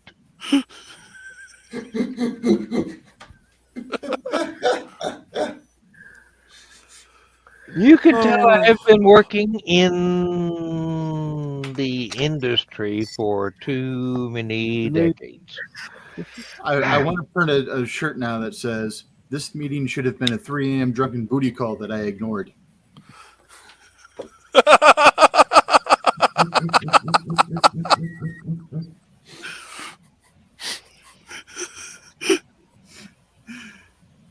Glad I got that out before you got the can to your lips there, Dan. Yeah. No, I was just thinking, if it'd been from Susie in personnel, I wouldn't have ignored it. But Well,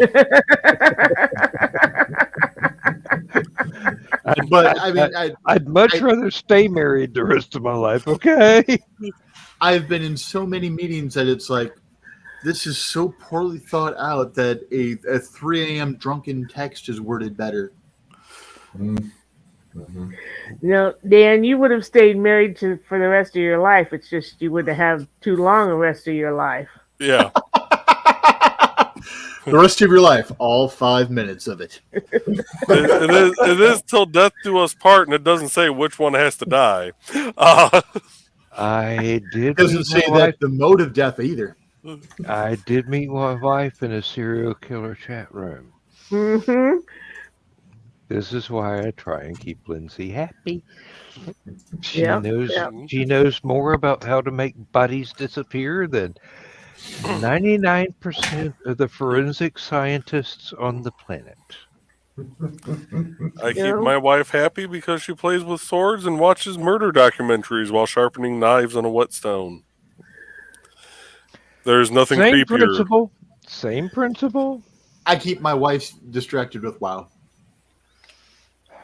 And then if she starts coming at me, I just put a bunch of rice down on the ground, and she's got to walk around the granules because she's so short she can't get over them. Oh, God, Rich, I hope she doesn't watch a replay of this. I've said that to her face. Although earlier today, she and my middle sister almost ganged up and kicked the crap out of me for me making that comment. Because I'm like, here's the thing. If she's pissed and she's coming for you, just scatter rice because she doesn't have a ladder to get over the grain. She's got to go around him. I was hoping that you weren't implying that she had some vampiric ancestry where she had to stop and count them all. And the sister that I made that joke at today is the one that was dropped on my head as a child. Oh. I wasn't dropped on my head as a child. My middle sister was. Dropped on your head as a child. Carl has to be careful because I not only have many books of how to do it, I will watch many murder stories because of my tinnitus. On him. Because of my tinnitus, I leave the TV on all week, and it's usually turned to Eye on Mystery, which I still can't get over. They've got one show called Corrupt Crimes. Does that mean there's non-corrupt crimes out there? Yeah, those don't involve politicians. Yeah.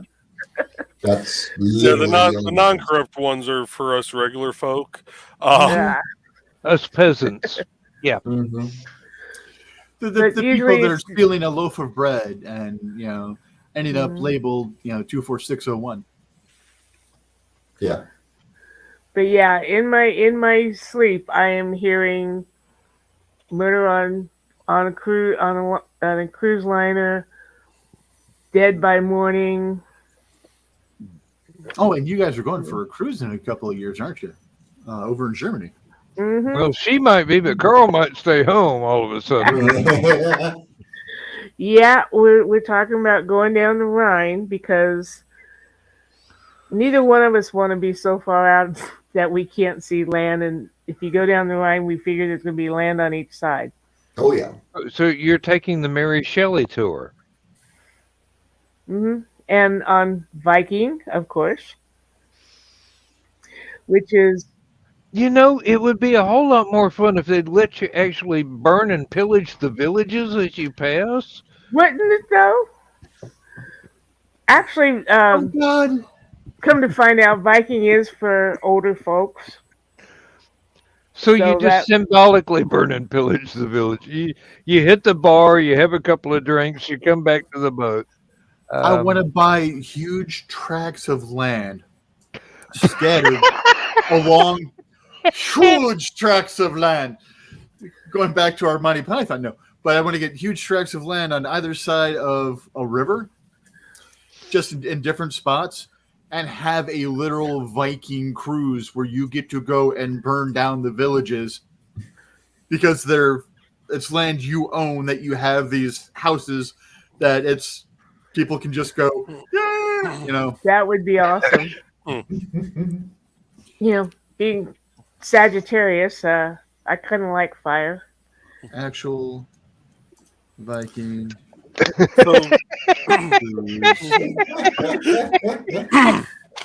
Going back to a much earlier Somehow I feel conversation. responsible for that particular reaction.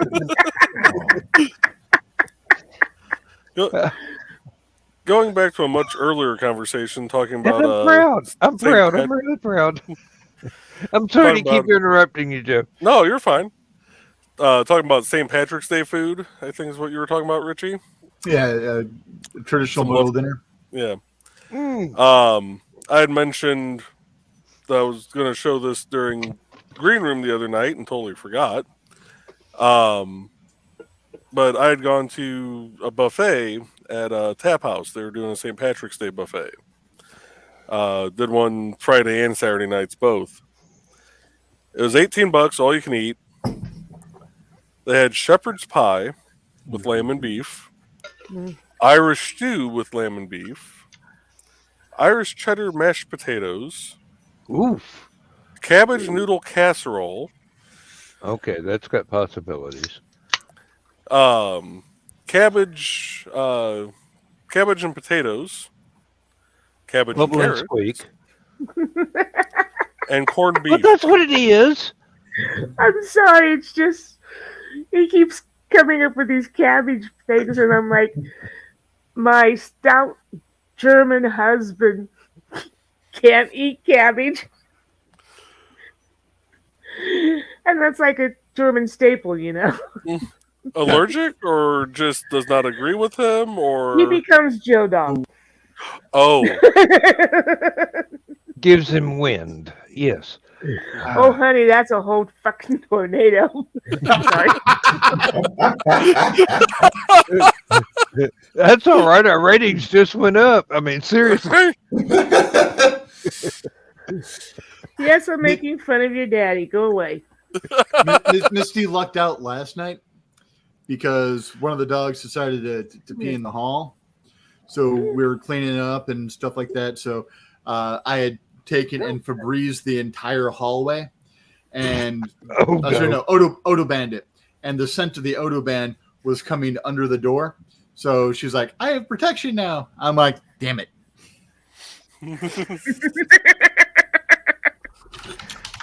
Oh, yeah. I had corned beef and cabbage last night. Oh, I Pull my got finger. her good because I was eating on it a couple hours before she got home because it was made in the pressure cooker, so everything got to stay warm. So just afterwards, I was cleaning up the dishes for her right before coming back in the green room, and I cracked one off and I crop dusted it across the entire apartment. She could not get away from it. One of my favorite things is when my tummy's rumbling at night, we both have CPAPs. So usually we're pretty safe because usually it doesn't get near the intake of the CPAP. Well, sometimes it does. And then it's trapped in the mask with you. Oh my God. There are times when I'm glad I'm not breathing impaired. I love it when Oh no, that I makes get me woke sound up. like a vampire. I'm sorry. I love it when I get woken up by what's wrong? She's like, you didn't even wake up when you did that? Did what? You pressed one off. All right. Good enough to choke you through your CPAP. Sorry, Donna. Okay, Donna, breathe carefully through a filter.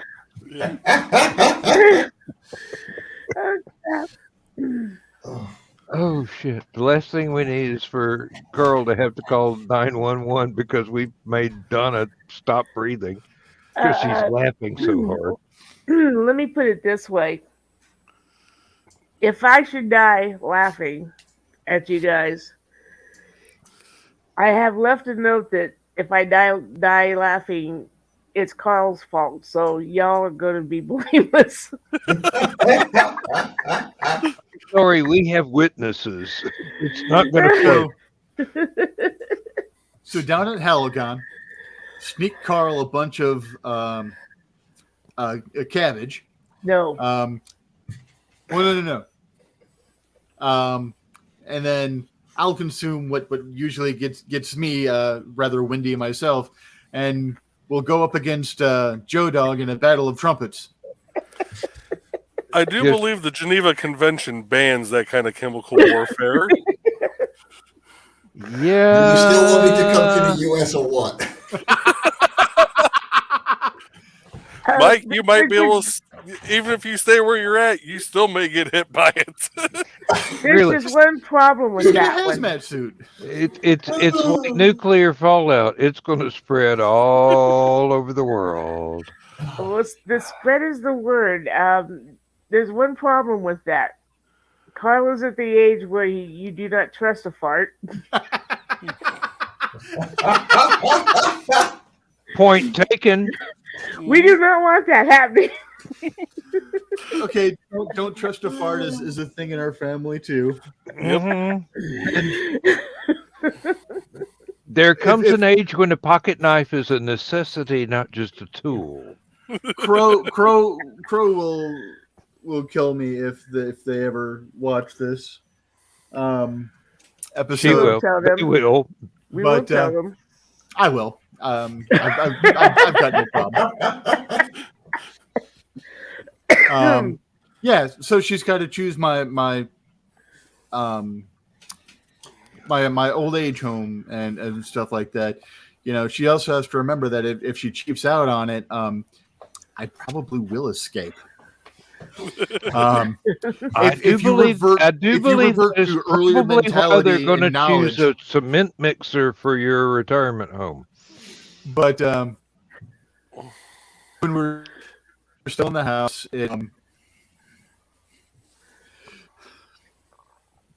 we're sitting there. Misty and I are watching probably some flavor of Forensic Files and playing World of Warcraft. And from the hallway, we hear, "Oh no!" About a half hour later, Crow comes back into the room, dressed completely differently and hair soaking wet. She's like, "I trusted a fart."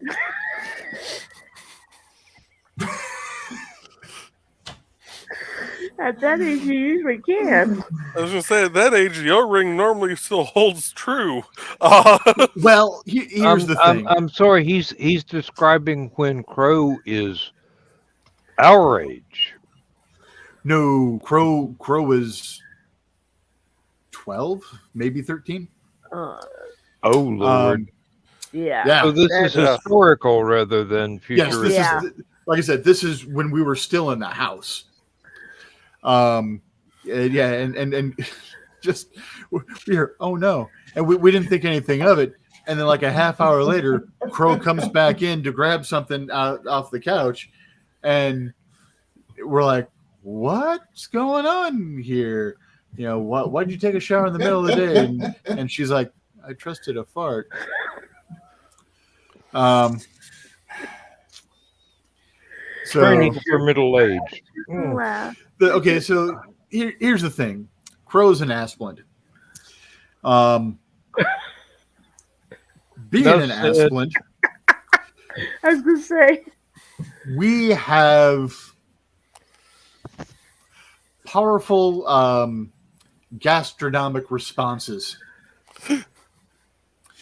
It's called explosive decompression. Don't dilly dally around it. Well, a lot of times we'll call it jet assist because as we're trying to get up off a chair or off a couch or something like that, all of a sudden it's like, hey, that was a little easier. People aren't going to breathe behind me, but hey, I got out of that chair, without my knees saying, you know. And why is the house on fire? Yeah, we like to call it Rug burn. Rug burn. No, that's a totally different activity. Misty gets mad because for some reason, every time Misty tries to crack one up, she feels great, just enormous pressure. It's just and done. Just nothing to it, just barely a whisper. It sounds like you rolled over in bed. And here I am cracking them off for a good couple of minutes at a time. Okay, so Thursday's stupid o'clock start is now becoming the end for Last Man. We're bookending with gas. At least we're ending it. Rich. In the 1960s movie, or it became necessary to destroy the world in order to save it. There was a movie called Gas with like 17 extra S's or something, and the subtitle was "It became necessary to destroy the world in order to save it," and it was less entertaining than this show. Rich, you sound like my family. My oldest niece is just the sweetest thing. Very petite, rather prudish, and yet, especially when they were younger, would sit beside her three brothers and have a farting contest. And she's got this cutest little impish grin. And she'd grin and she'd lift one cheek and fart at one of her brothers, and then it was like on. Like, yeah, she's a baker. See, my wife has that's George Carlin routine right there. My wife has a minimal sense of smell. So I can let one crack, and she never even realizes it. Misty used to not be able to smell very well and stuff like that. But apparently, at least one good thing has come of our marriage is I've been able to clear her sinuses for her. I managed to burn through whatever was blocking crap off. No pun intended. Yeah. Yeah. I have the same thing, Joe. I can smell good smells really easily, but if it's a bad smell, I can't. It has to really be bad for me to smell it. Like the time I was in the back of the car and both my dad and older brother cut loose. Well, she when she caught COVID the first time, we were leaving Tap House from breakfast, and she looks at me. She goes, "I couldn't smell the coffee." I'm like, "Okay, I didn't realize you actually could, because your sense of smell is just the side of non-existent." And she goes, "No, that's one of the few things I can actually smell." Mm-hmm. I'm like, oh, that's not good. I couldn't imagine life without being able to smell coffee. I would well, here's the best part. When she got her sense of, you want to know how she realized she got her sense of smell back? Hmm. She was helping her friend Steph move. You know Steph, Richie. Moving from one apartment to another. She goes walking past one of the neighbor's apartment doors and goes, "Steph, I got my smell back. Your neighbor's smoking weed."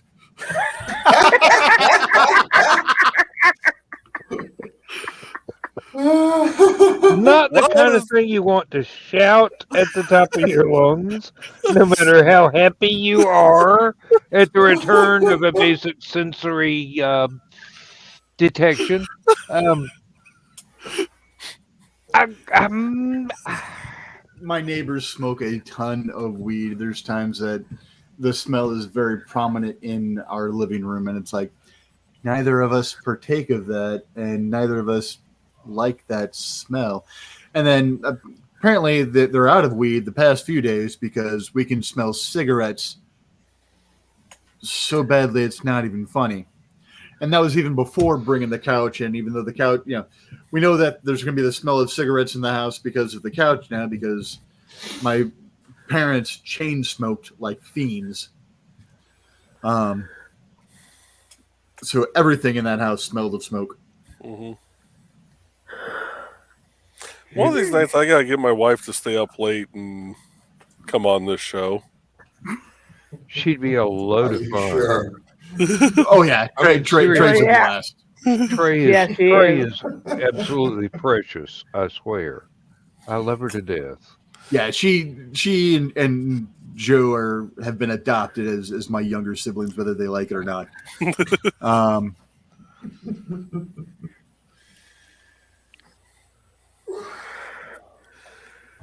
Oh. You know, that's one bad habit that I have never been able to detect at Hallowcon is smoking weed. I'm sure somebody there does it. I My haven't brain the went faintest to crop dusting, so I haven't the faintest idea who it would be. I don't care. But it's something that even though I know exactly what it's like from 50 miles away, um, Oh, I've never encountered that particular cloud of sensory overload. Well, that's because there's a different cloud of sensory overload coming from the ringmaster of the show. I was just thinking, a perfect way to start doing some protests or counter protests is start seeding the crowd with people that have powerful explosive decompression, as Dan would like to say. Feed them all they can eat, whatever gives them their power, and just have them walk through the crowd. Things will thin out real quick. Oh my God, the police are throwing chemical weapons at us. The police haven't done a goddamn thing yet. The police ain't even here. I'm still dialing 911. What do you mean? There. Now, I'm sorry. Confession time. Lindsay told me because she's going to be gone all day tomorrow, I should go ahead and get whatever munchies I want to get me through. And I got 2 cans of chili flavored beanie weenies. And I had one tonight. I had one of those cans tonight before the show. So far, Beanie no weenies. biological reactions have taken place. So far, I have yet to go to bed. I was going to say, we don't have much time left. I was going to say, I've seen you light a couple cigarettes, and the lighter doesn't seem to be puffing out any farther. So. Nope. Nothing untoward has happened as of yet. It usually takes halfway through the next day, but I'll be doing, while Lindsay's gone, I'll be doing plumbing repairs. And that is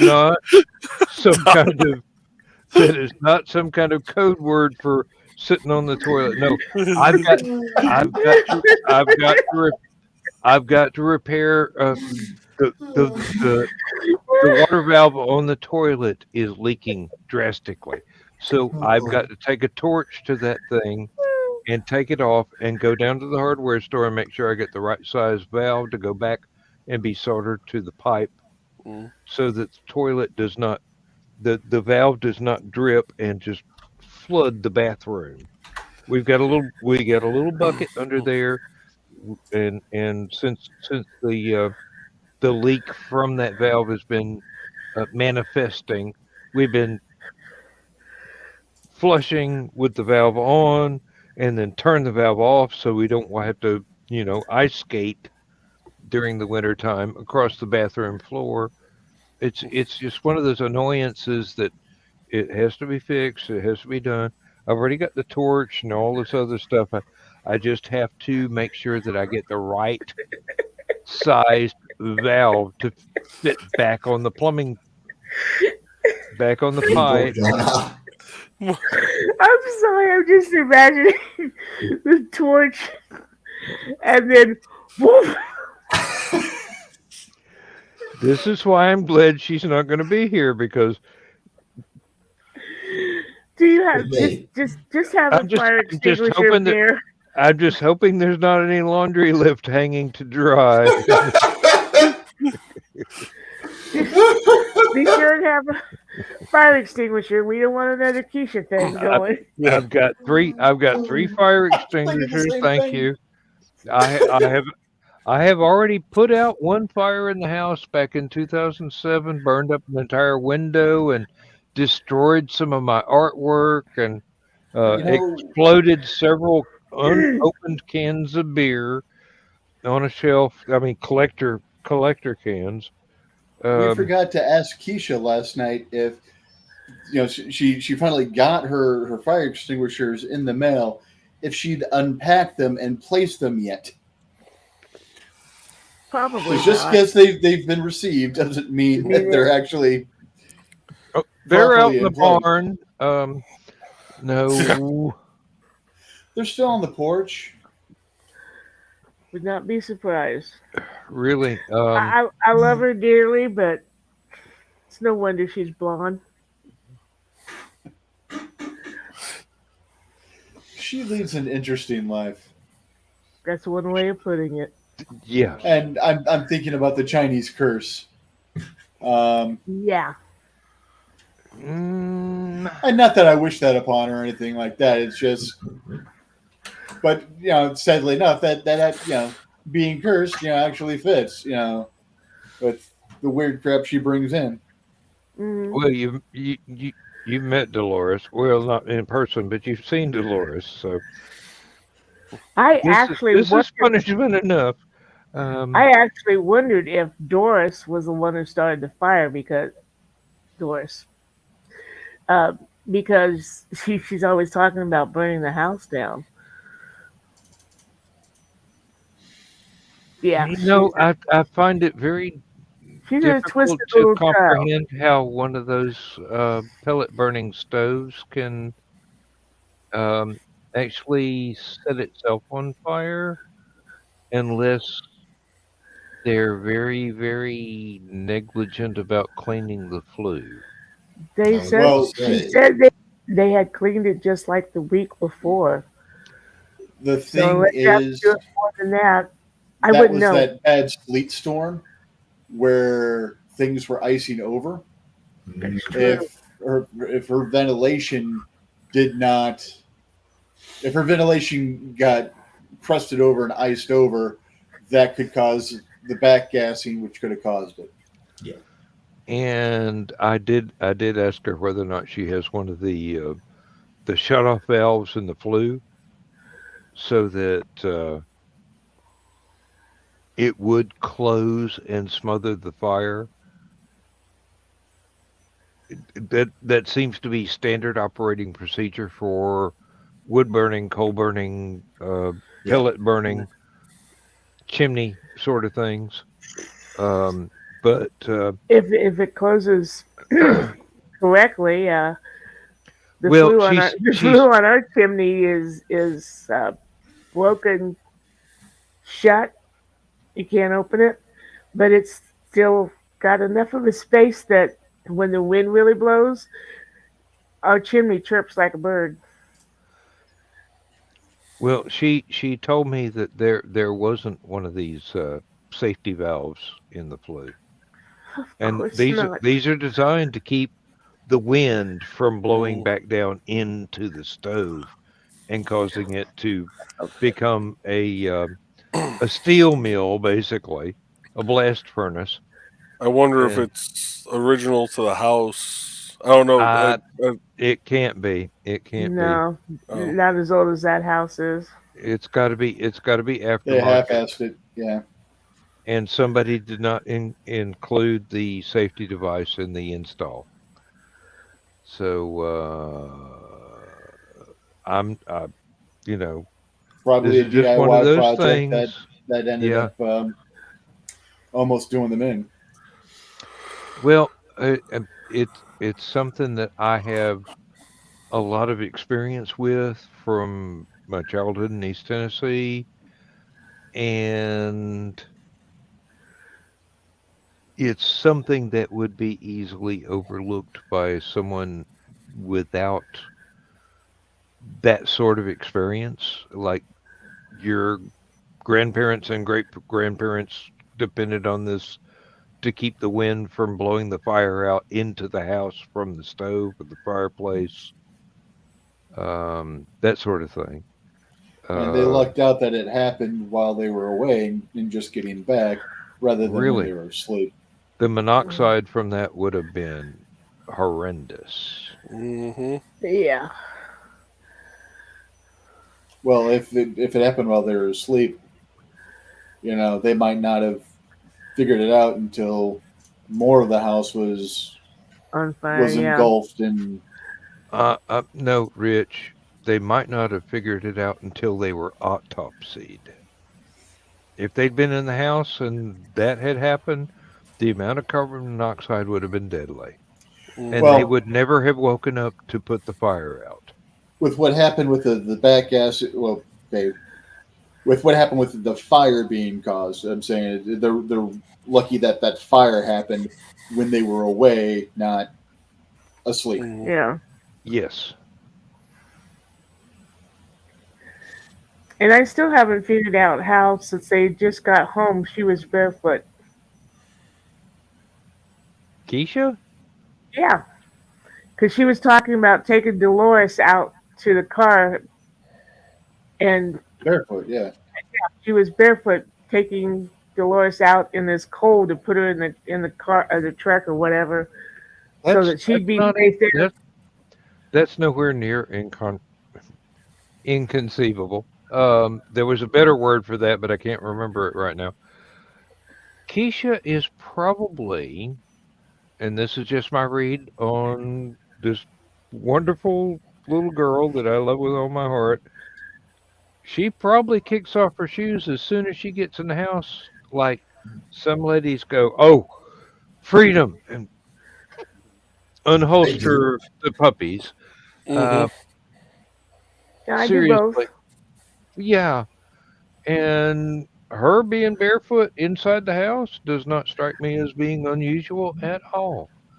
Um, You know, yeah, I'm just thinking, you're walking in, what are you doing? Staring at the fire while you're kicking off your shoes? no, It's, Unless she comes in through a different room. you kick off your shoes before you go into the room where the fire is.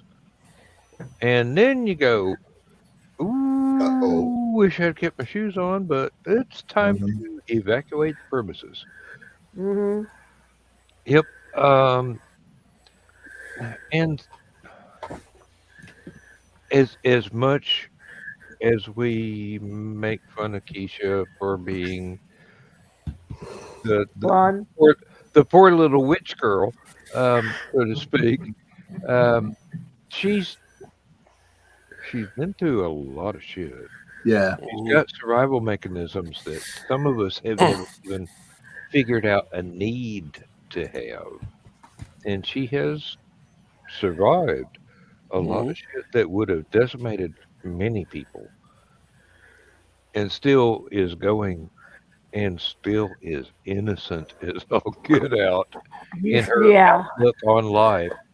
Seriously, everything she's been through, and she still is like, there have been few people to ever actually harm her outlook on life. Now, there have been people that meant her harm, and she has had to run away from, or some form of escape. But it's never it's never made her paranoid. You know, the usual response of, "I'm never going to let this happen again. I'm going to be hyper alert from now on." Mhm. Uh-uh. Well, She's sometimes though, just, paranoia can be our friend. oh Oh yeah. yeah, Mhm. seriously. But she's always just been, well, this is life, and I'm happy. And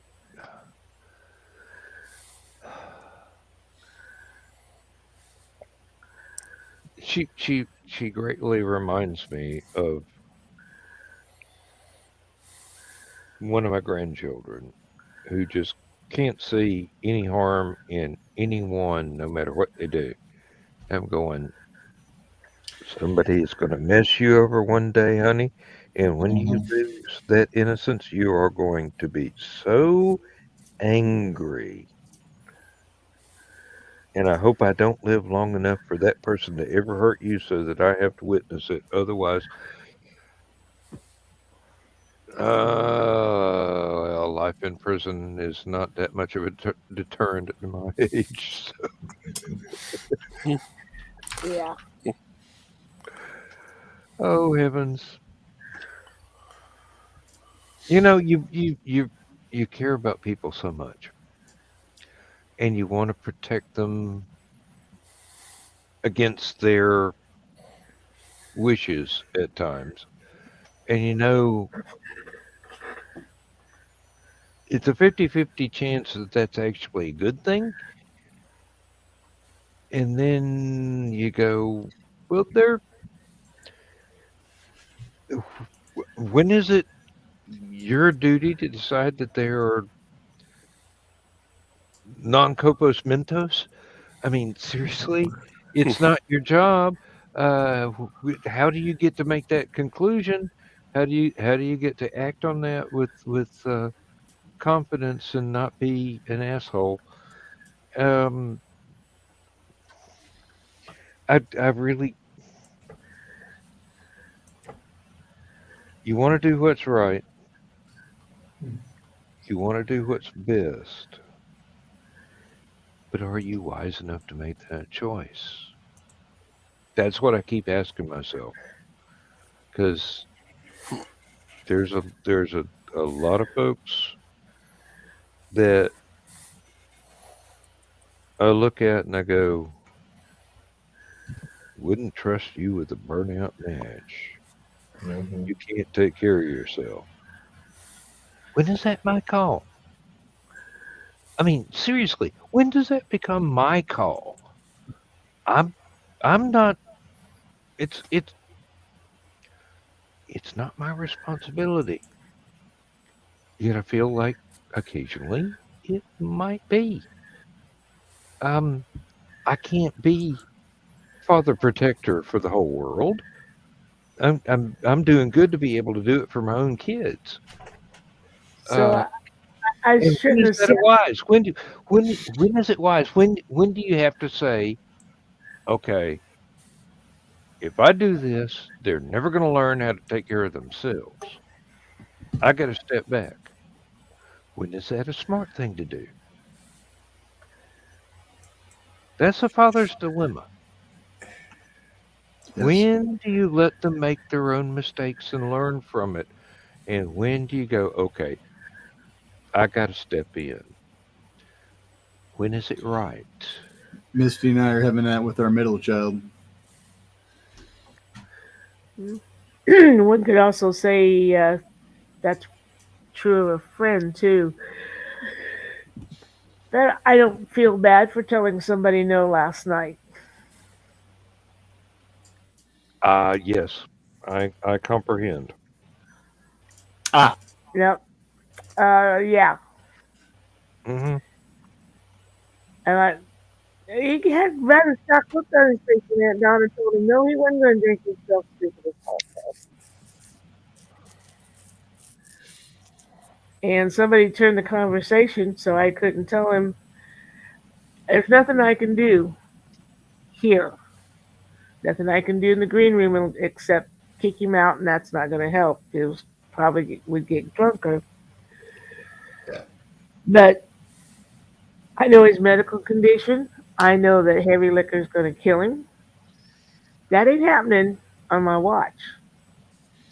and the fact that he And said, "I guess I'm not coming," after you made that comment, then just says how much he needs the the help. the hard liquor. Yeah. Well, that's If you're choosing the bottle over letting your friends see you Trying to kill yourself. survive, Hmm. you know, because it's I'm not even going to say live, just survive, and it's I really like the man. He's a good person, but once he starts getting too far into the bourbon, if he's just drinking beer, he seems fine. Yeah. As soon as he starts kicking back on that bourbon too much, though, Or the fireball. Straight from the bottle. I want to reach to the and slap him. Hmm. Yeah, no. I've run into the same thing with myself. and I think he's just a little older than my son. So, His mid-30s, I think. yeah, my son will be Something like that. 31 this year. So yeah, Hmm. Yeah.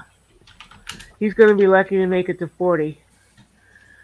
But Aunt Donna's got no problem if she's in person saying, you're not taking that drink. Because that's going to hurt you. And I'm your friend, and I'm not going to let you hurt yourself. I've run into the same thing myself. I can drink beer all night.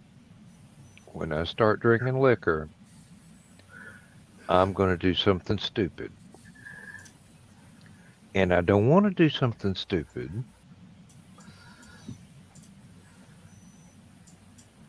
So I just run into numbers. Well, I still got it not. It's been a year. and then again, at Hallowcon, Chris and I went through 2 bottles of Statesman. 1 bottle of Statesman, 2 bottles of Kraken, Okay. and and one of them was the 90 proof because the liquor store at the bottom of the hill did not have the 70 proof. And I'm going, well, needs must when the devil drives.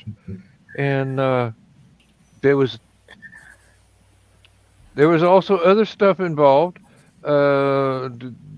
Stuff meaning more alcohol of different kinds.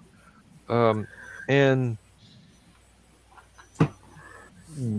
neither Chris nor I were uncontrollable or actually even noticeably impaired, Hmm. which is weird because usually that much liquor, my wit is dampened down a bit. My reflexes and my mobility might be hampered because I'm Oh, I was going to ask, shit-faced. were you like Johnny Fever? No, I didn't start chasing 18-year-olds. No. No. You don't remember that episode where they had Venus Flytrap and Johnny Fever was each taking a shot to prove that your reflexes went down. Mm. And they had this cop there with the breathalyzer.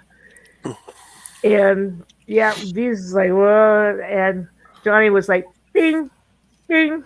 The more he drank, better The his faster it reflexes got. Mm-hmm. Until No. and I can't claim that one. I can't claim that one. I can UKRP say in Cincinnati. I can say that even after the third time that Chris had to wheelbarrow Joe Dog back to the room, I was still able to get up and walk back to the room.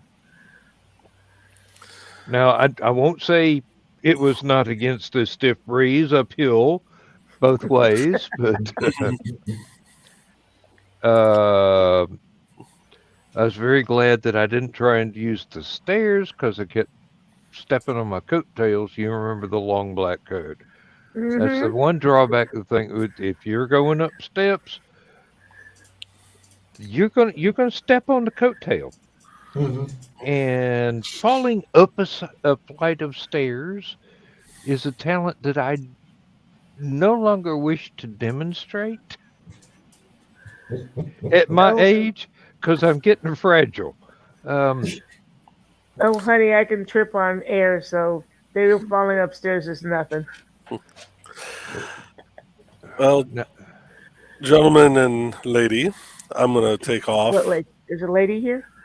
Oh, it is. We have been going 2.5 hours. The Witzman dude's gonna no, he's decided not. not to complain. Decided not to complain anymore after the 5-hour show. That he was part of, yes. Yeah. No, the 5-hour last man standing. But Wait till I I'm retire. It'll be a 24-hour last man standing. 24/7, 365. Just join when you want to, leave when you want to. I'll be sitting here. Oh, Dan, all the time. I hope you have multiple hail pails. All, No, all I'll the just Dan you clock can out take. and I'll just clock out and go down the hall and come back in. I mean, That's what the seriously, Bluetooth's for. I'm not the least bit embarrassed about going. Hey, I got to piss. I'll be right back. Seriously. Just, Mike, just do what Jimmy. Nick does and get ads for your friends and just, going down the hall, play the ad, keep your headset, so that you can hear what's going on, kill your mic so that you're not, Well, peeing the or, answer on that. To the or world. dropping your deuces, for the world. I don't remember eating that. Why does it smell like Cool Ranch Doritos? Carl's little picture for the green room where there's Calvin sitting there. It says Daddy's in a litter box. Mm-hmm. I have actually used that one on the dog, and she does not understand what a litter box is. That's where you go to get tasties.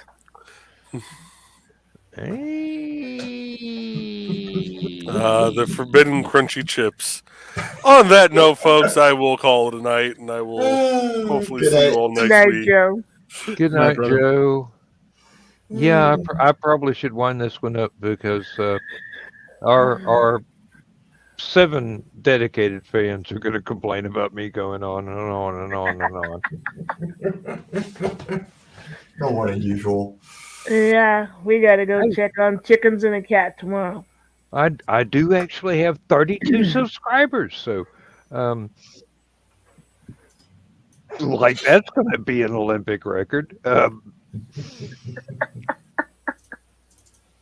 Mike, Jimmy, I'm sorry we did not give you opportunity to talk very much tonight. Oh, no worries. I'm waking up. I honestly just like hanging out with you guys, and I don't always need to talk. You'll be ready to go to work and grin all day long. Sadly, it's a Sunday, so there's always work, but like I'm alone. So. Well, Luce will be back soon. Yeah, no, she should be back next week. So Next week. Well, that's not soon enough. Tell her to get a move on. no. Now, I'm actually looking at the live sailing. Like, I can show you guys. So there's, let me see, where is it? There. So you can see the ship, you can see the ETA. So this is the ship she's on, and she is right at the top of Spain. Oh, yeah. And I think she's having a short stop there, and then she will continue to Brest here in France. Oh, okay. Okay. So, and she I always came- knew those French were pretentious, naming a city Best. Yeah, no, Brest. Oh. It's just missing an A. And she came from here, Ponta Delgada, in the Azores. Ooh. So yeah, it's 1, 2, and then she'll be home here. Oh, look at all those ships. I know, right? It's busy. It's very busy. Damn, that looks like my imagination. So much shit. Not enough time to describe it all. There. So yeah, she should arrive there at about 9. So in about in half an hour, they say, but it's probably going to be later. Don't think I'm going to have a call.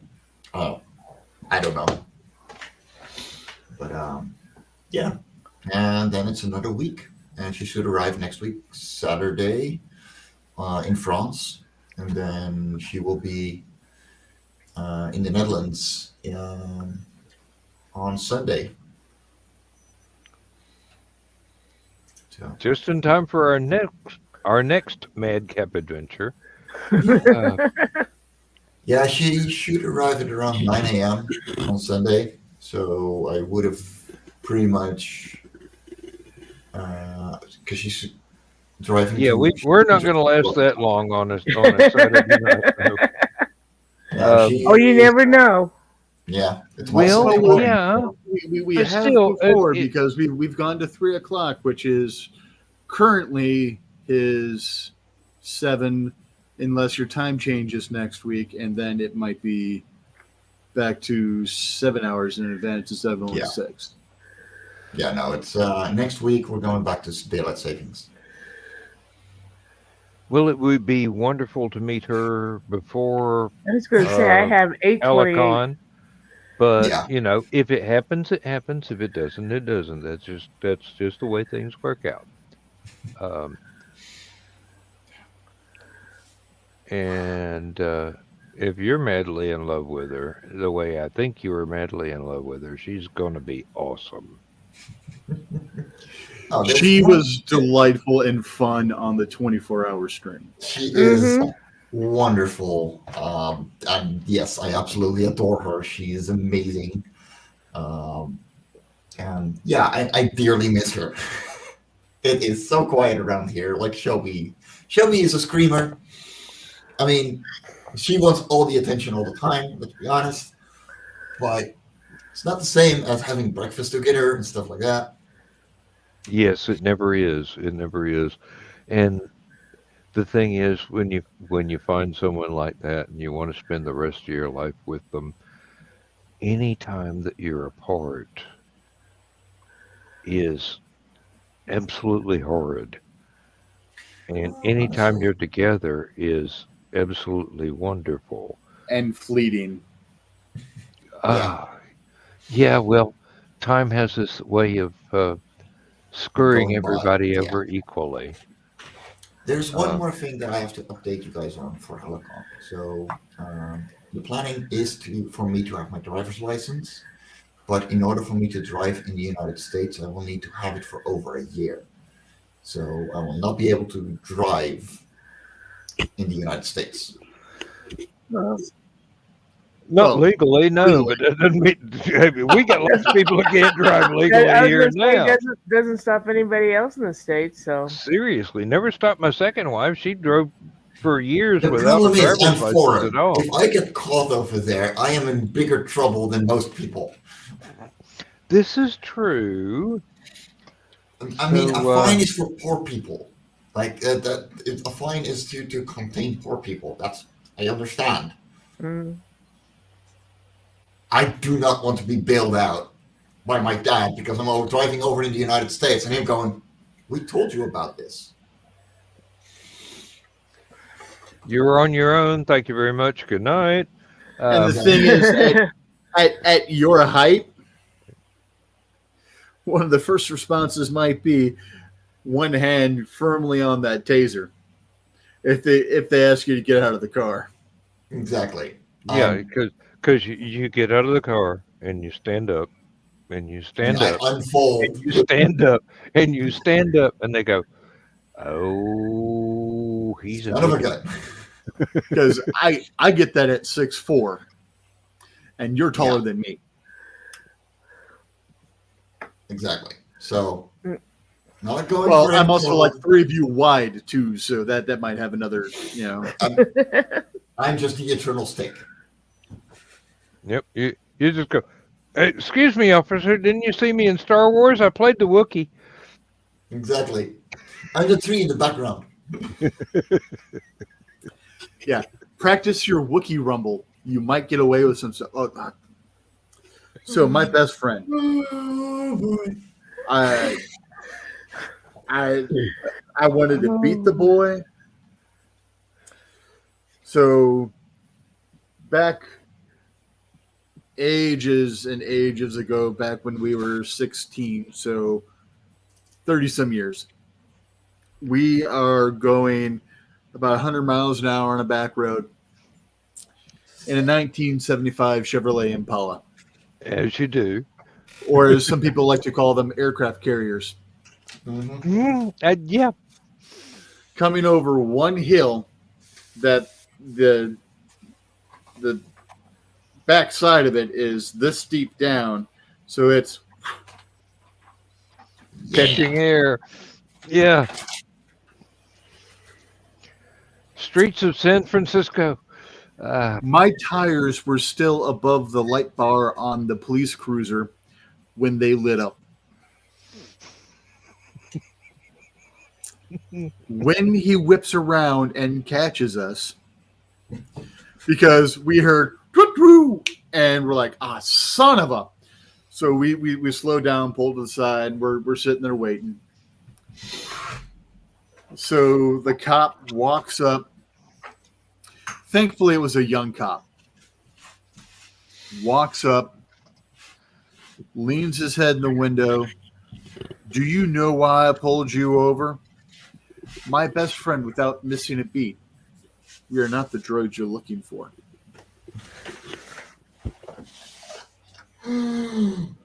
Oh, that could have gone so many different ways. Thankfully, like I said, the cop was young, hi. not horribly older than us, laughed his ass off, gave us a verbal warning, and walked away. Lucky son of a bitch. That's why I'm like, You could have wound up I love the death, under but I'm the willing to jail. strangle him to prove it. Sometimes being a smartass is not the handicap that it usually turns out to be. This is also the friend that made me promise when we were younger than the story I'm talking about now. He made me promise that if his family does not,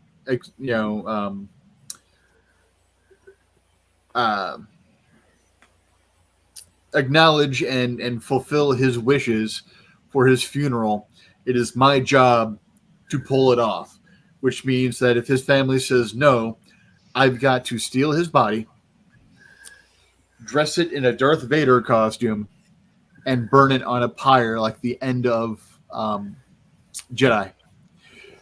And he also wants me to hire a bunch of dwarf and midget actors, dress them up as Ewoks, and make them sing Yug Yug. Does he have any idea how much that's going to cost? Yes, he does. He better be laying in a firewood allowance here.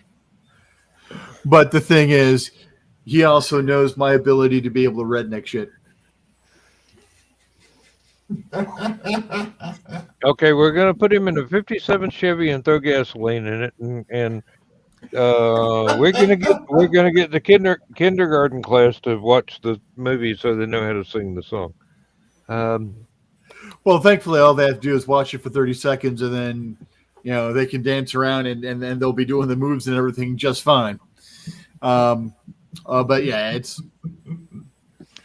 it's not one of those things that's ever actually going to happen. I hope not. I can see him trying to pull it off. His other way to prefer to go, which his wife is probably going to allow, is to have a dinner buffet around the coffin, and then a bowl of potato salad or something like that on his chest with his hands gripping it, like he's like, here.